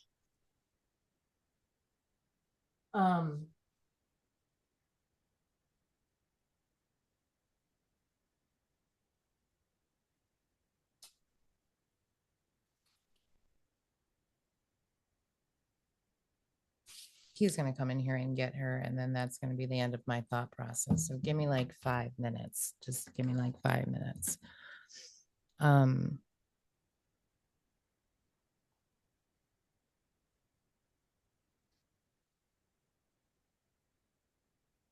When I kept saying that they didn't procreate in that temple, it's not one person within the garden, within the temple, within anything that created that. I mean that because that's not what was happening. They were being called into beingness. They were being called into a vessel. They provided a vessel. They called the being in. The being inhabited the vessel. That's what we know right now. So nobody was a test tube baby in a way. Like nobody was fucking this person to have this baby and then waiting this long for this person to be able to fuck this baby and not come out retarded. And that's not how the temple worked. That's why there's portals in the temple, because we're calling Elohim into this and created a civilization that was to stand as an example. Shit went sideways because Gadriel had a plan. Thoth had a plan behind Gadriel's back. All kinds of crazy shit happened.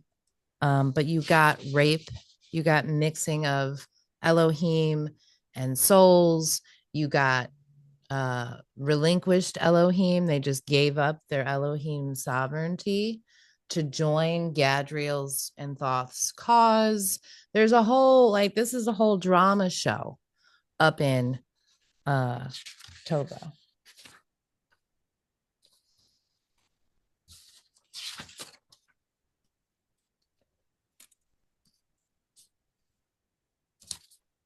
Not gonna do that. So your PDF, I believe there's a lot of PDFs floating around, but I think the one that has circulated the most amongst you ladies is kind of like half of what I have here in front of me, which means that I probably never sent it out once I updated it. But the point of me kind of stopping there is because it's not really to go into your individual life experience. I didn't want to go over that. We've gone over that quite a few times. My point is so that we kind of understood, I'm sorry if this is loud, that we kind of understood the design a little bit more from a different perspective instead of the self going through it for obvious reasons, right? Just to understand the structure, understand the design so that we can see the design in the smallest things in our here and now life to the larger things of like past lives and stuff. Does that make sense?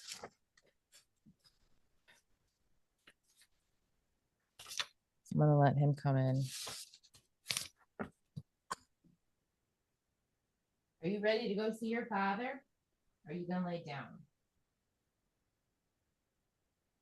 I'm gonna make some water while I do that.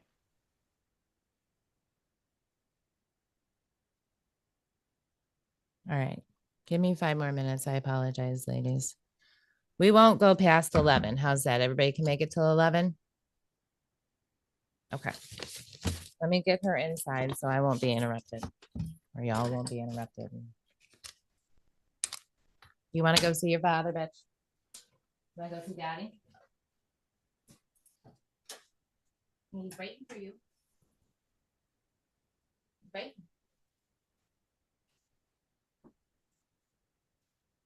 You see this thing right here? You see this? I want to show you ladies this. You see this beige number 5 ball? It is the inside of a toy that was $2.99, and it's her binky. As ferocious as she is, she must have this beige fucking ball anywhere she goes. What I'm saying is I'm like, let me get your ball. Let me get your banky. Let me get your, yeah. I'll do it for you. I'm not complaining. I'm just saying, I'm just pointing out your cuteness. Come on.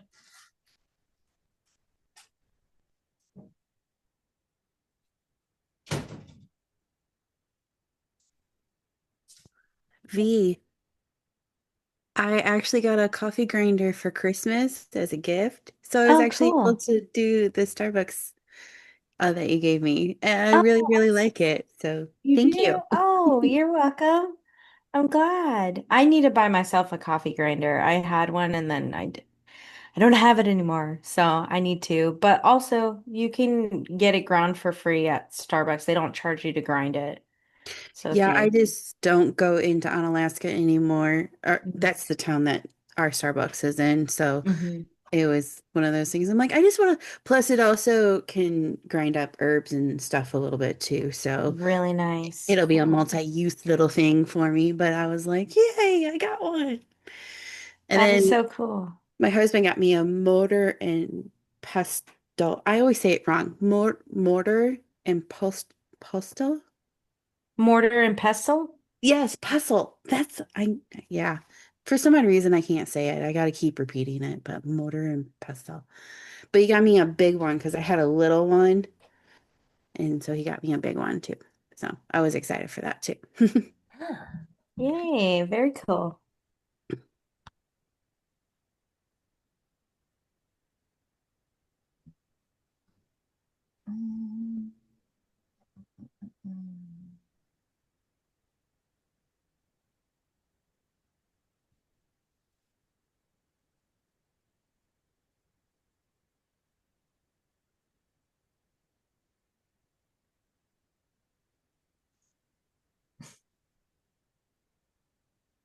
Roz is trying to get situated. I'm like, that's fine. But we ain't going to be on past 11. Join us for the last 30 minutes. Oh, all right.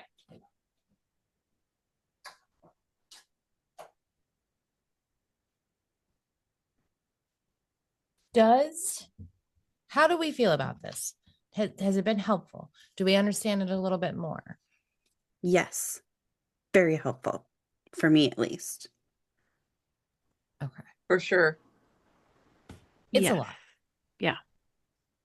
It's a lot.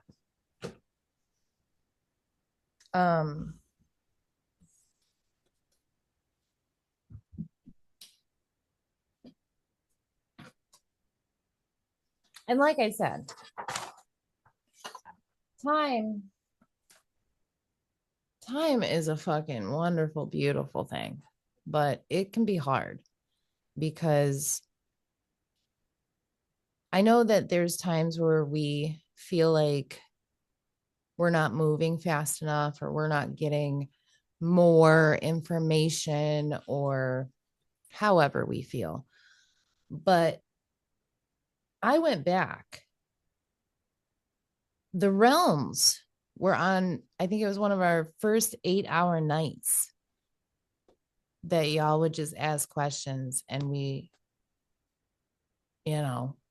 I channeled the questions that you were asking, and then we were putting twos and twos together with all the other breadcrumbs that we have gathered, be it personal meditations, whatever, right? So that's what, 5 months. You got all the realms in Eshlahai in 5 months. You know. So in one perspective, it can feel like it's taken forever. And then in another perspective, it feels like it's been forever because I thought it was longer ago that happened. Turns out it was on 8/8 of all days. But so, let me actually see how long it's going to take her for her to get on here. But I do want to know your thoughts. Can you guys can each of you tell me your thoughts? It would be very helpful for me. No right or wrong thought. I think for me, the biggest thing we've talked about all of this stuff, but seeing it combined helps. And I don't know if this is my Aries or whatever, but seeing the full bigger picture, just verbalizing it all in once has helped me, my mind kind of piece it back together so that my soul and mind can join and understand it together. Integrate, right. Yeah. And I appreciate, Jen, how you explain things. You kind of dumb it down a little bit. I mean, kind of, you know what I mean? But just the way you explain it, rather than just reading something, it definitely makes it clearer for me in that way. Yeah, I'm the same way. Like I have to really, really focus to read and comprehend. It's easier for me to do it or see it or whatever to comprehend. So I'm glad and with the whiteboard helps as well too, because visuals because of visuals. Well, I agree with Stacy as far as dumbing it down, or like you saying that Sophia goes to God, to the Most High, and says, "Look, this is the way that you kind of do the dialogue helps a lot." I think for me, my confusion is timelines as far as the Mora situation, and her having fallen, and then we have.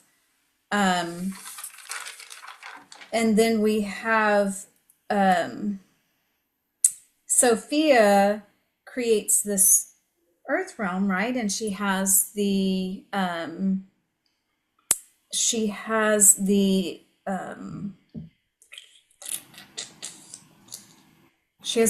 right? She has the separation, the temple, right.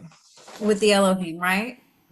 And so that's where the attack happens, right? Because Mora ventures out of the garden.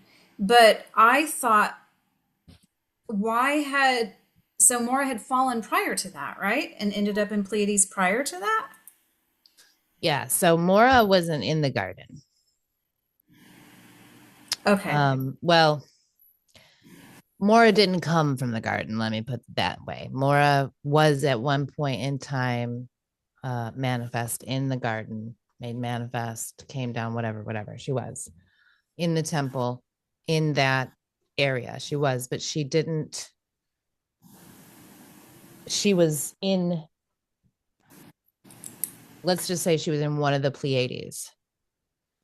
And when we have scenes in meditations of standing in, I'm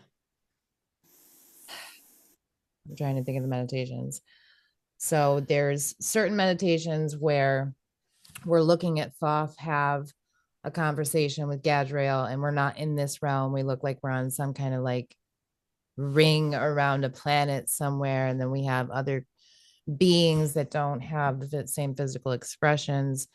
And there's deals being made. And then we see Mora drinking blood in a cave. And we see all these, we see her animated. We see her 2D.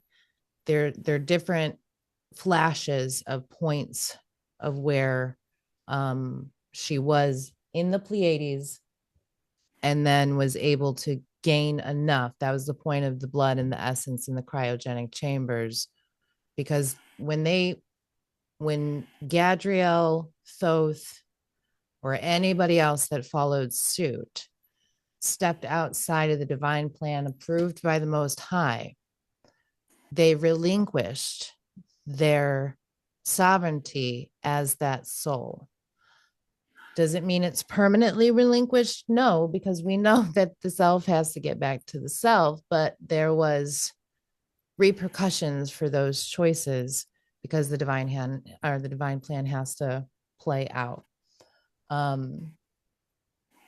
But Gadriel and Thoth, and then later on Thoth and Mora are the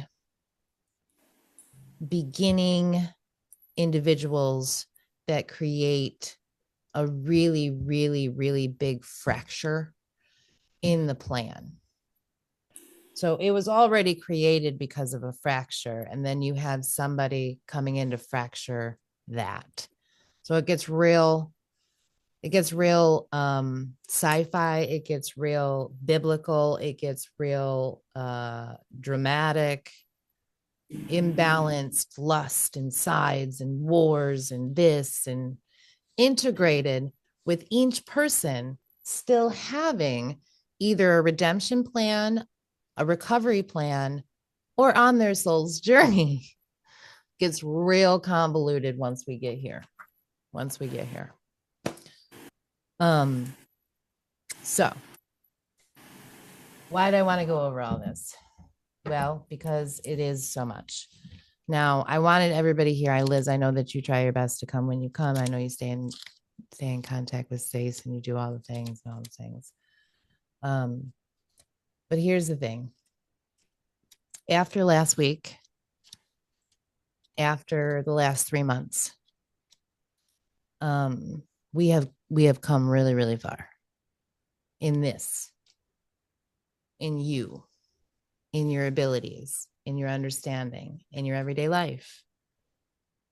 There has been so much work that has been done in all different kinds of areas. Nobody in this group is working on the same exact thing at the same point. You know what I'm saying? And it's been hard these last couple of weeks. Can we all agree that it's been hard these last couple of weeks? It's been not right for a lot of reasons that don't really matter, but they have accumulated to this. You guys are well educated, or you should be, or you took the education or the knowledge or whatever that you wanted throughout this for whatever you needed it for, be it all of it, be it partial, be it whatever it is. But there has to be a moment for a landing right now, because there's not one single person in this group, as much as I love all of you, that's on the same page. and we can't go anywhere as whatever our plans are with people that are not on the same page, or we can't repeat the same motherfucking thing of Tiamat and Abzu just because we want to keep beating a dead horse every week. And no, we haven't gotten anywhere in 3 months.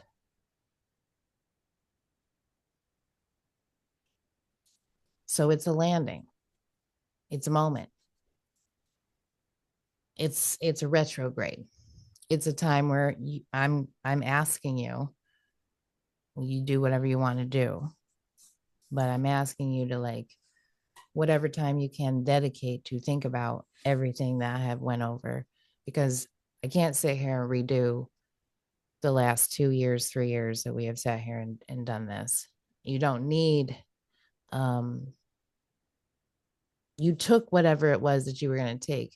What you remember from the IEP and the root chakra is probably what stuck out the most for you. And there might be little things that you need to just double check, but you know how to get it. And in this landing, I'll explain what the landing is, but in this landing, I encourage you, if you're not feeling grounded, I know that you guys do this, but I'm just reiterating. Lori Beth has done this, to go back to some of the basics and say, okay, what fucked this up? Or why did this get highlighted? Not in a negative or a positive way. There's a lot of highlights in the journey here where there's been extreme leaps and advancements, but it is a landing for reflection. So, I'm not going to meet for a group at least again until March. Because what's the point? Not what's the point in a sense that I don't enjoy sitting and meeting and doing all these things. I say what's the point is because why continue to do this for another 2 months when the last 2 months has been the same thing on repeat every week?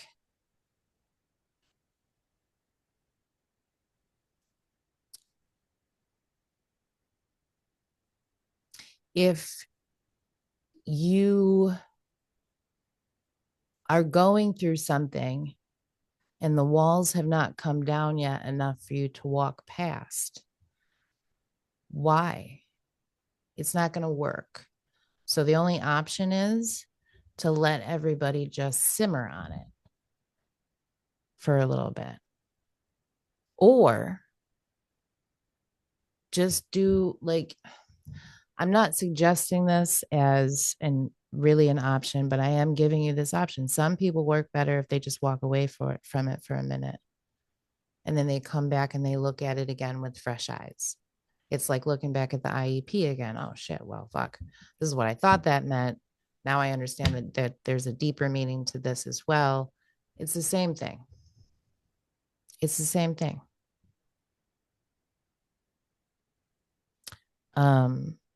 But I'm not going to keep repeating the same thing every week and getting nowhere. It's not healthy for anybody. So let me know your thoughts, because that's why I wanted everybody here. And that's why I wanted to go through this. And I know you have thoughts. I can't mute myself because I have no idea how my fucking mic is even working right now. So I'm going to try and be quiet as you process what I just said. But I know you have questions, so I ask that you ask your questions freely without censorship.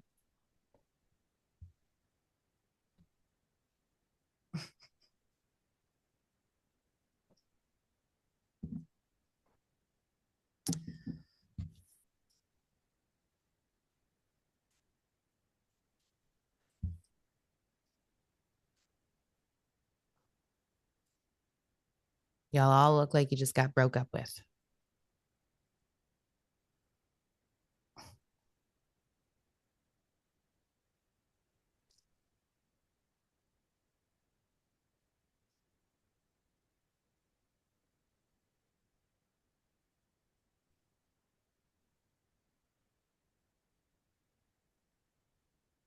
this is why we have to stop right now. You see how quiet it is? You see how guarded you are? It's root chakra. So Jen, I guess what I want to know then is, do you have expectations, or is there certain expectations that you see that you want us to do or to work on or to? I mean, honestly, I have very high expectations for all of you because I know that you are all able to achieve and exceed that. So my expectations aren't really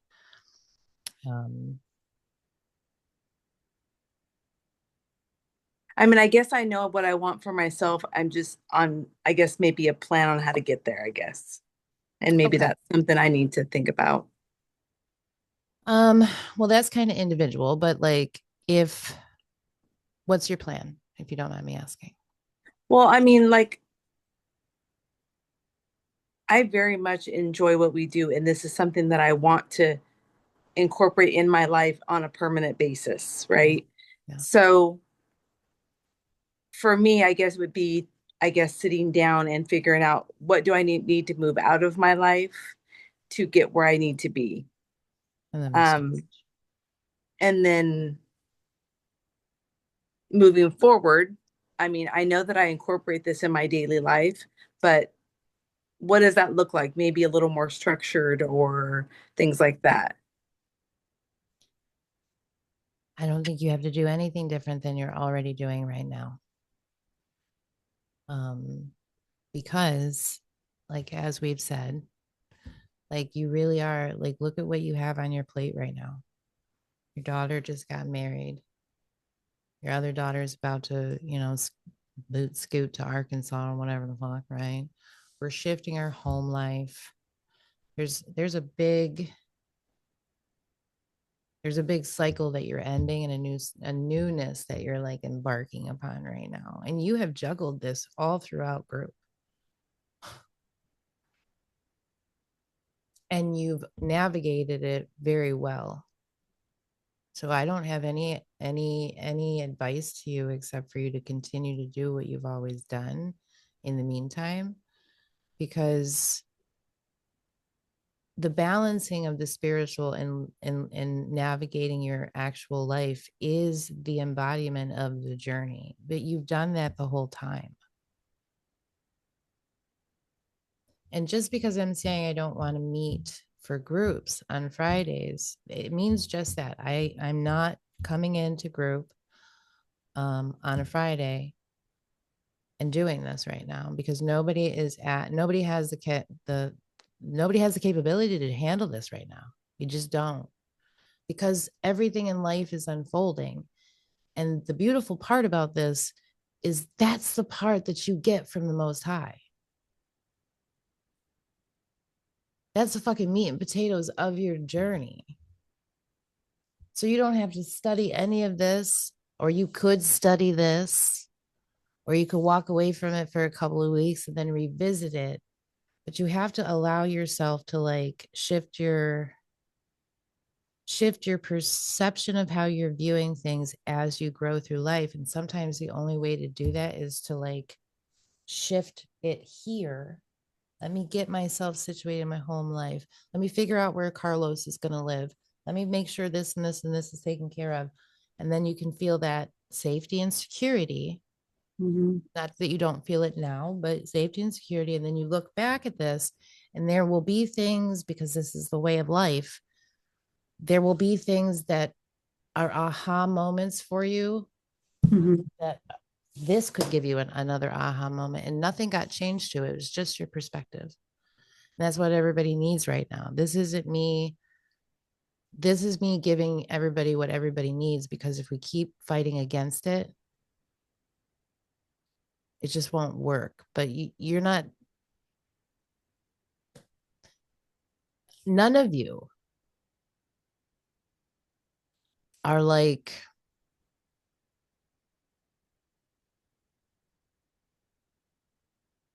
the only thing that I could tell all of you, like, keep doing what you're doing, keep doing what you know how to do.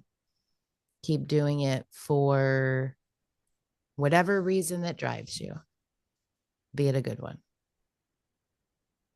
You're all there. But what's going on in these groups, y'all have seen it. Like, I know Liz hasn't been here, but you saw it last week. There's been one good feeling group meet since 1010. Or am I wrong?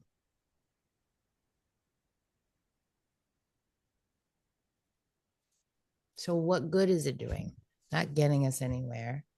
We're trying to move faster than everybody can move collectively. The only thing to do is to put a pin in this and see what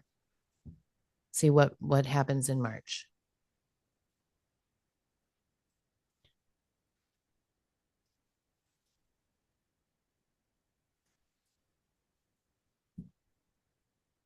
Doesn't change.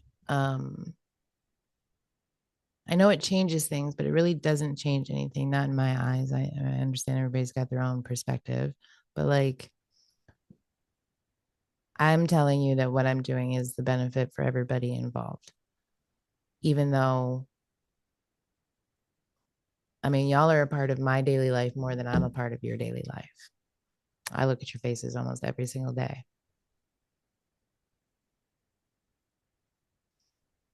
So I'm not changing any of that. I'm just telling you that where we're at with what we're doing has to have a pausing moment.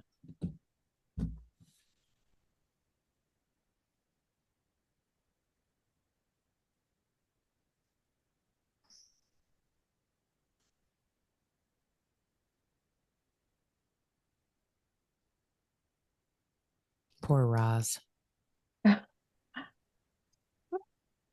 Well, can I say something? Please do. Oof.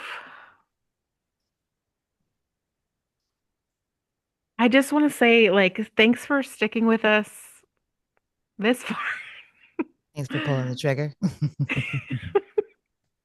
Yeah, thanks for doing the hard work of showing us to ourselves. And some stuff did land for me. I'll do this. I'll continue to reflect and integrate the information. But I did have and I came to a place of acceptance. Good. And like, it's so beautiful and it's so important. But it's really hard work. It is. It really is. It's really, really internally hard. Yeah. Yeah. Yeah. So thanks for your patience. Well, I love all of you. I love all of you also. And thank you for every one of you. Thank you for your patience also. I mean, if anybody should be thanking anybody for their patience for anybody, I think it might be me. You didn't pick the easiest person to learn from. None of you didn't. None of you did. But it's the truth. It's the fastest way to learn. I'll tell you that. So fast that we have to take a pause, which is not a bad thing. It's really not a bad thing.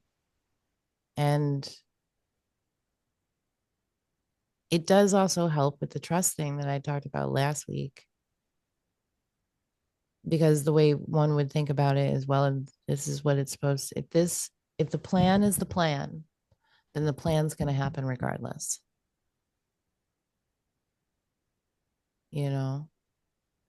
What are you thinking, Phoenix? You look angry.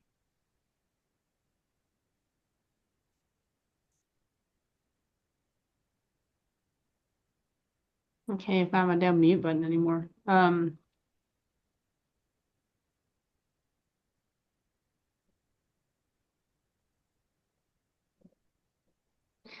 don't know. I don't know. I don't know. I feel kind of lost. I don't know. I don't have any words right now. That's okay. You lick your teeth, bitch. We're gonna have a problem. I didn't like my teeth. I was gonna say. I don't know who's gonna tell Roz. I'm kidding. I'm kidding. Is anybody upset that has words?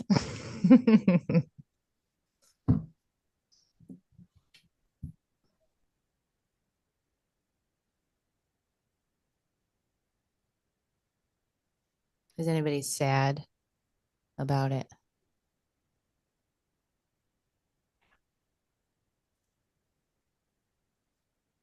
I think that would be an understatement just because it's like we're all family.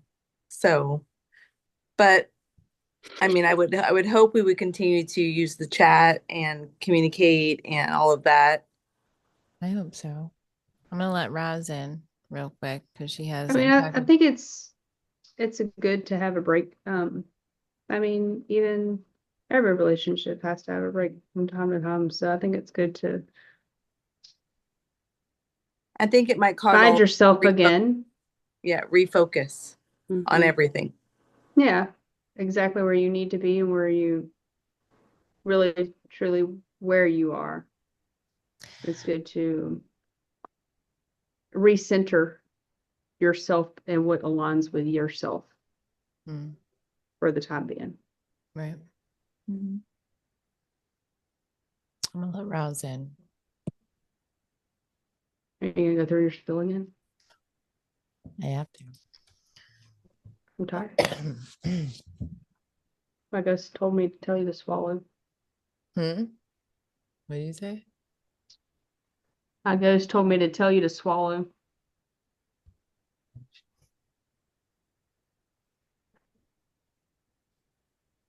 Hey, Roz. Hey, Roz. Look at your hair, bitch.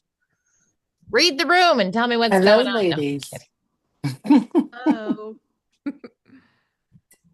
Let's see. you just get out of work. I'm just making it home. Oh, that's good. Well, you look beautiful. Well, thank you. Thank you. Everybody looks sleepy. We are all very tired, but I also kind of dropped a bomb that you missed out on. Oh, okay. So I will send you the recap, but basically what we have done here.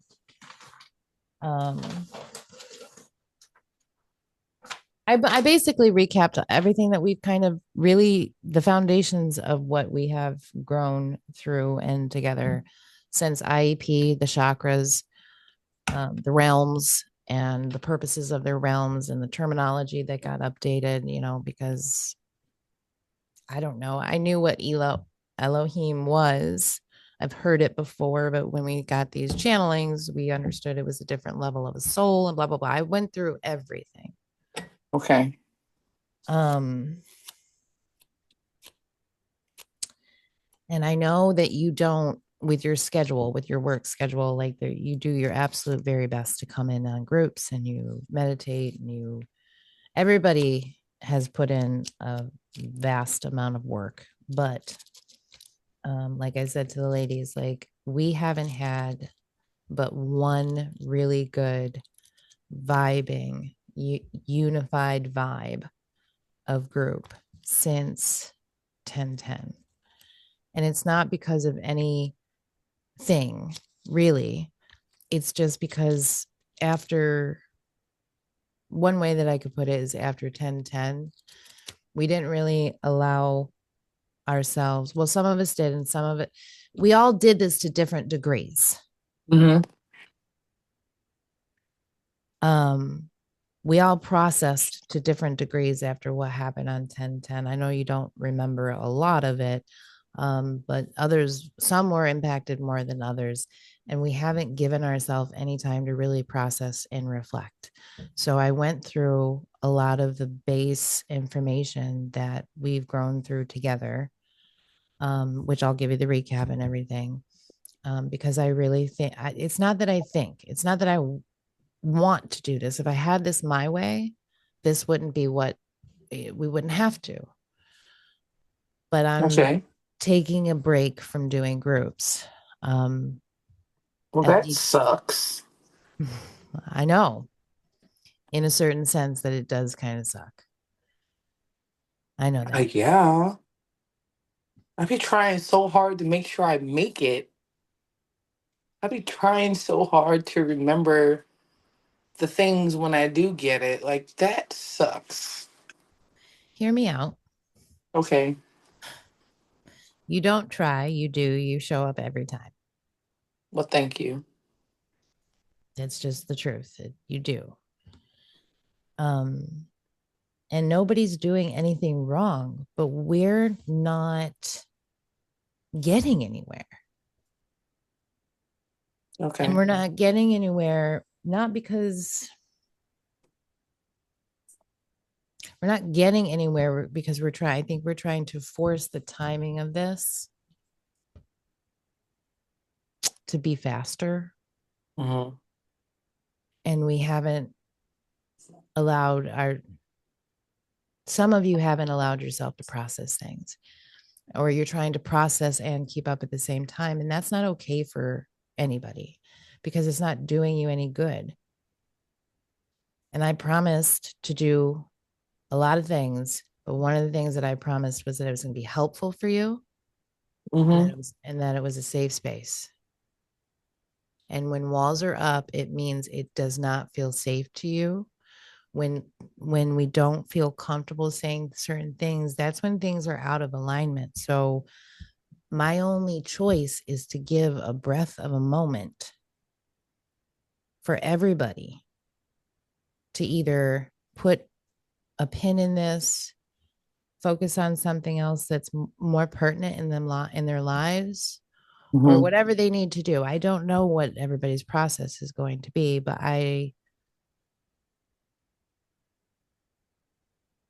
it's not going to go anywhere unless there's some kind of grace time given for everybody to process whatever it is that they need to process and go through whatever it is that they need to go through.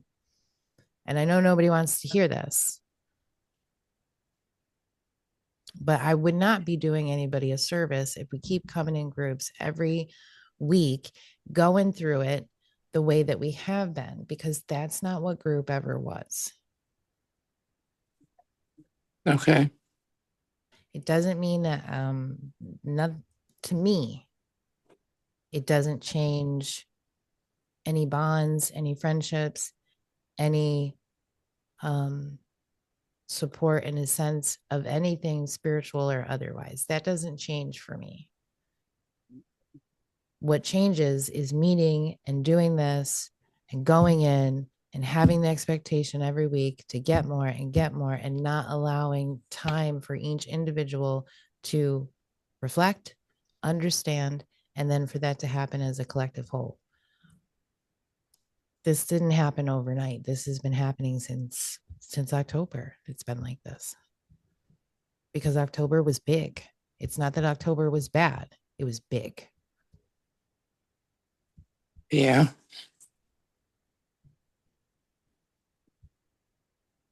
And it's okay if you're mad at me about it. I'm not mad. It's okay if I'm anybody. sad. That I don't feel like I would. I don't want you to be sad. But I need you to, I'm hoping that everybody understands. Yeah, I get it. I understand. It's fine. I mean, I've gotten so used to meeting every week, and it's a part of my routine. Well, I will say I mean, this.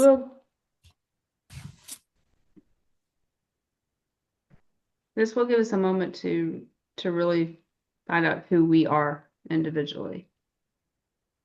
Yeah, on our own, standing on our own. understood. I mean, To yeah, see the man in the mirror, you know. of Those sort of course. things. Is that a song? Yeah, it's a Michael Maybe. Jackson song. Oh, it is. That was So one of your proud of him. songs. It was one of your songs. Y'all can still meet. I already tried to see this from all the perspectives. But the thing is that I can't meet with y'all. And this is why. This is why. Just hear me out. It's not because I don't want to. It's because I'm going to do it anyways. You thumbs down at me? If you ask me a question, I'm going to want to answer you. And then if I can't answer you, then I'm going to do everything that I can but answer you. That's not going to be helpful. That's not going to give us our strength. Right. So, I mean, as far as meeting, hanging out, doing whatever, the chat has been dead. You know how far down? You know, all the conversations, any conversations that I'm having in that chat is an individual conversation. The group chat has been crickets. I'm not telling anybody anything that they don't already know. Or have you noticed that? Yeah.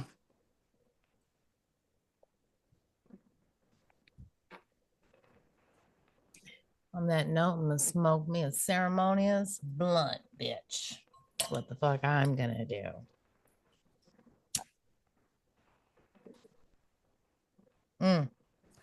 Also, I know that you all have some of 1, 2, 3, 4 of you do one-on-ones with me. That doesn't have to change unless you'd like to pause that as well, which you're more than welcome to. But as far as the monthly 25 or whatever that comes out, I'll do whatever you want me to do. But my thought was I can pause them all. Yes, don't shake. Look it. I'm not. No. Mm-mm. Girl, you have put so much work in. No, you just keep that going. If something happens and we don't ever meet again, that's one thing. But for now, I don't want it. Take it that far, Stacy. My God. Let me finish my thought process. I love you, Aries. I love you. And I know because I heard you in my mind when I'm sitting here trying to figure this shit out. You said, as far as I'm concerned, I can take it out $25 for the rest of my life. That's what you said. I know. I don't know what's going to happen in March or February or whatever. I don't know. So I'm not saying anything is really permanent. I just know it's needed right now for everybody. And I do have the ability, and it is okay to pause that for a month, for 2 months, whatever it takes. Maybe it doesn't take a month. I don't know. No, thank you. Okay. Well, I want to put that out there for everybody, and then y'all can just let me know later on where you stand with that. You fucking know. Thank you, me. That's a what is that, like a 12-ounce thing, 32-ounce thing of coffee that you could buy a week depending on your flavor. Don't, Veronica. We're not all as fancy as you, bitch. And Veronica. Yes. Yes.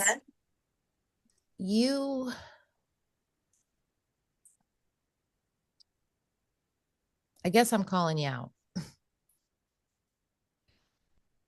Shit. In a loving way. What I'm saying is you just took this huge leap. Mm-hmm. You just took this huge leap. You're not working that 9 to 5 anymore. Be it because there's something else like another job or whatever, I don't know, but you just took a huge leap regardless.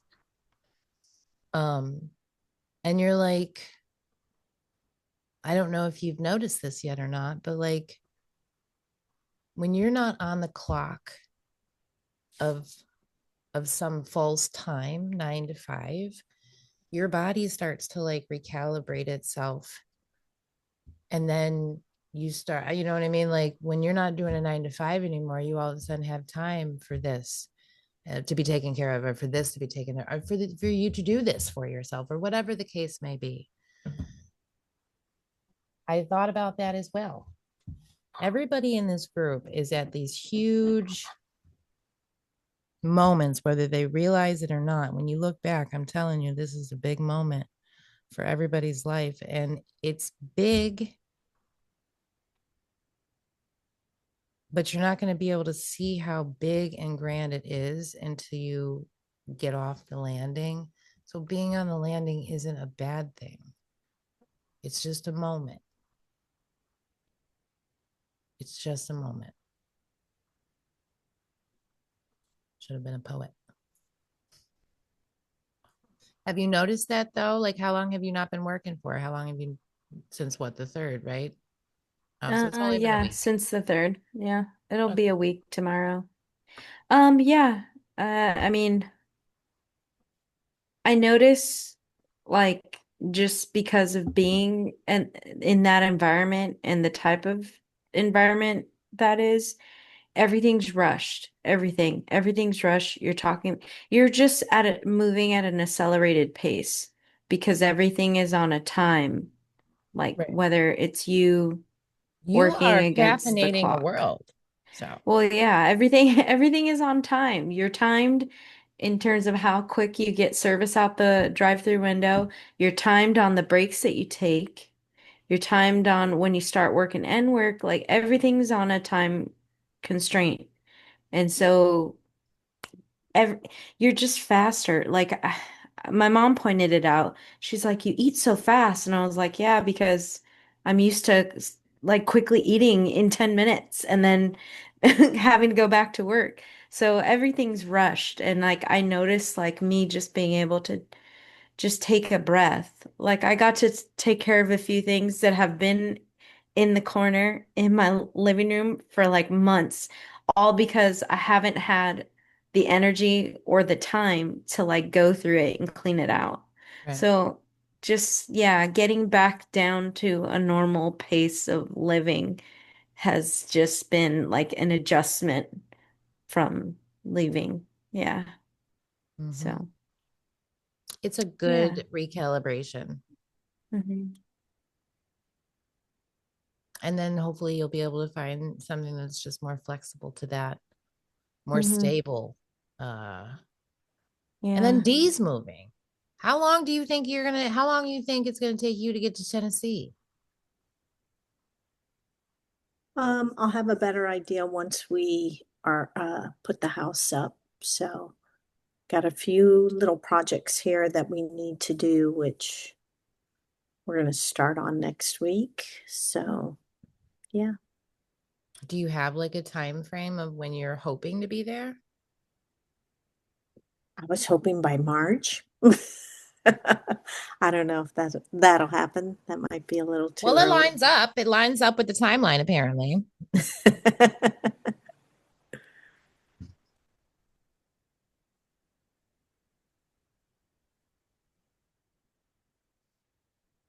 Lola, you've been quiet.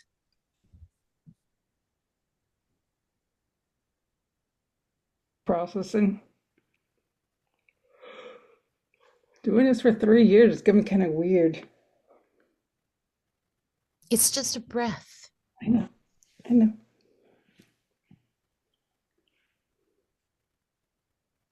I mean, you guys are grown women. You can get on a Zoom together. Don't be telling me I'm the glue, bitch. Whoever just thought that. Don't be telling me I'm the glue. That's not. Mm-mm.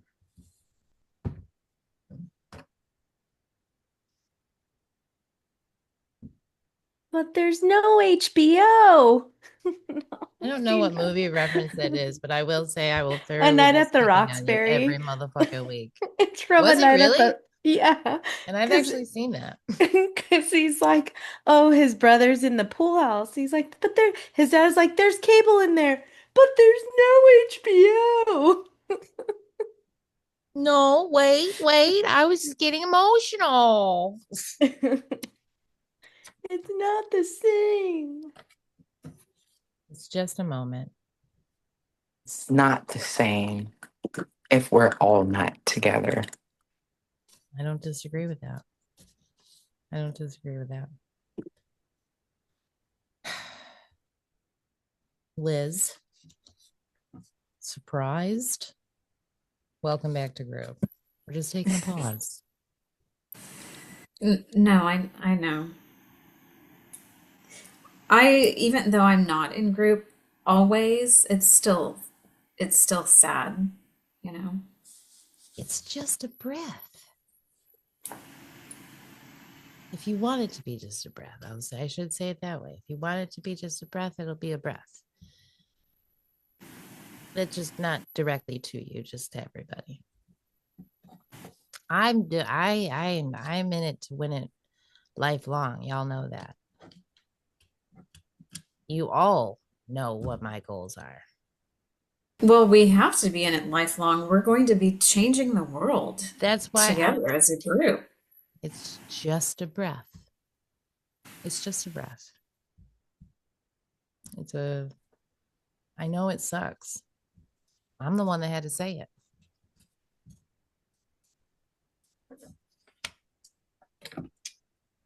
Anywho. Meg, you've been quiet. You hung in though. It's 11:16. No words.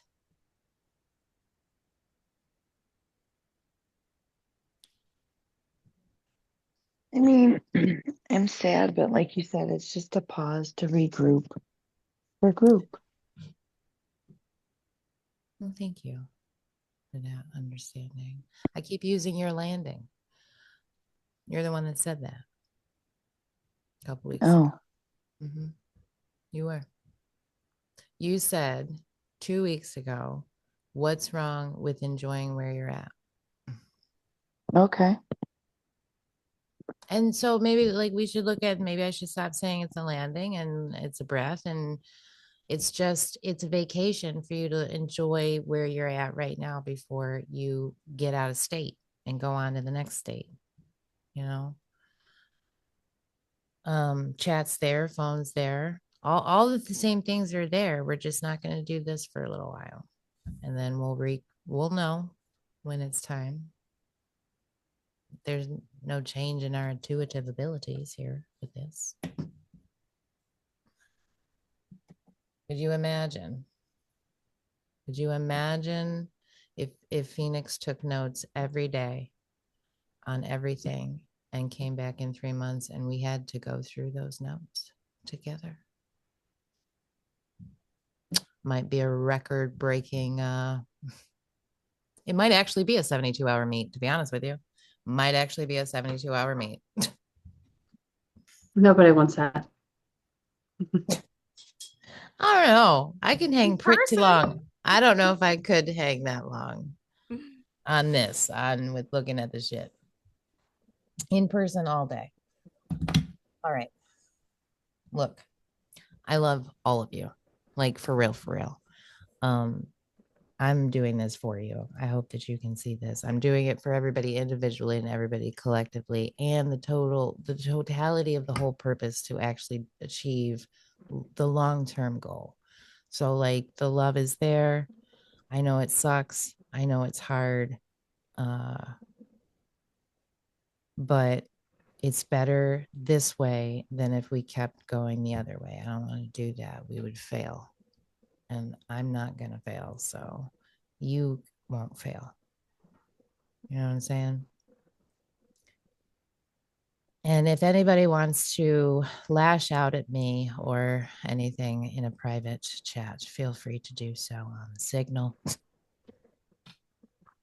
Not lash. That was probably the wrong word, but I know that your minds are thinking things, and all I'm saying is that just because of this doesn't mean that like you can't reach out to me if you want to reach out to me. You know what I'm saying? Because Roz is still my baby child. You know, everybody is still everybody. It's just group. All right. So now I've repeated that 3 times. So what that means is I'm going to end the meet. I'm going to let you guys process, get some rest, like tonight and over the next couple of weeks. And some of you I'm meeting in like a couple of days anyways. So, but if you need anything, please let me know. Please let me know. And I love you. Love you, Jen. Love you, Love y'all lady. too. Love you. Love you I'll guys. see you guys all soon. Bye. See you soon. Love you guys.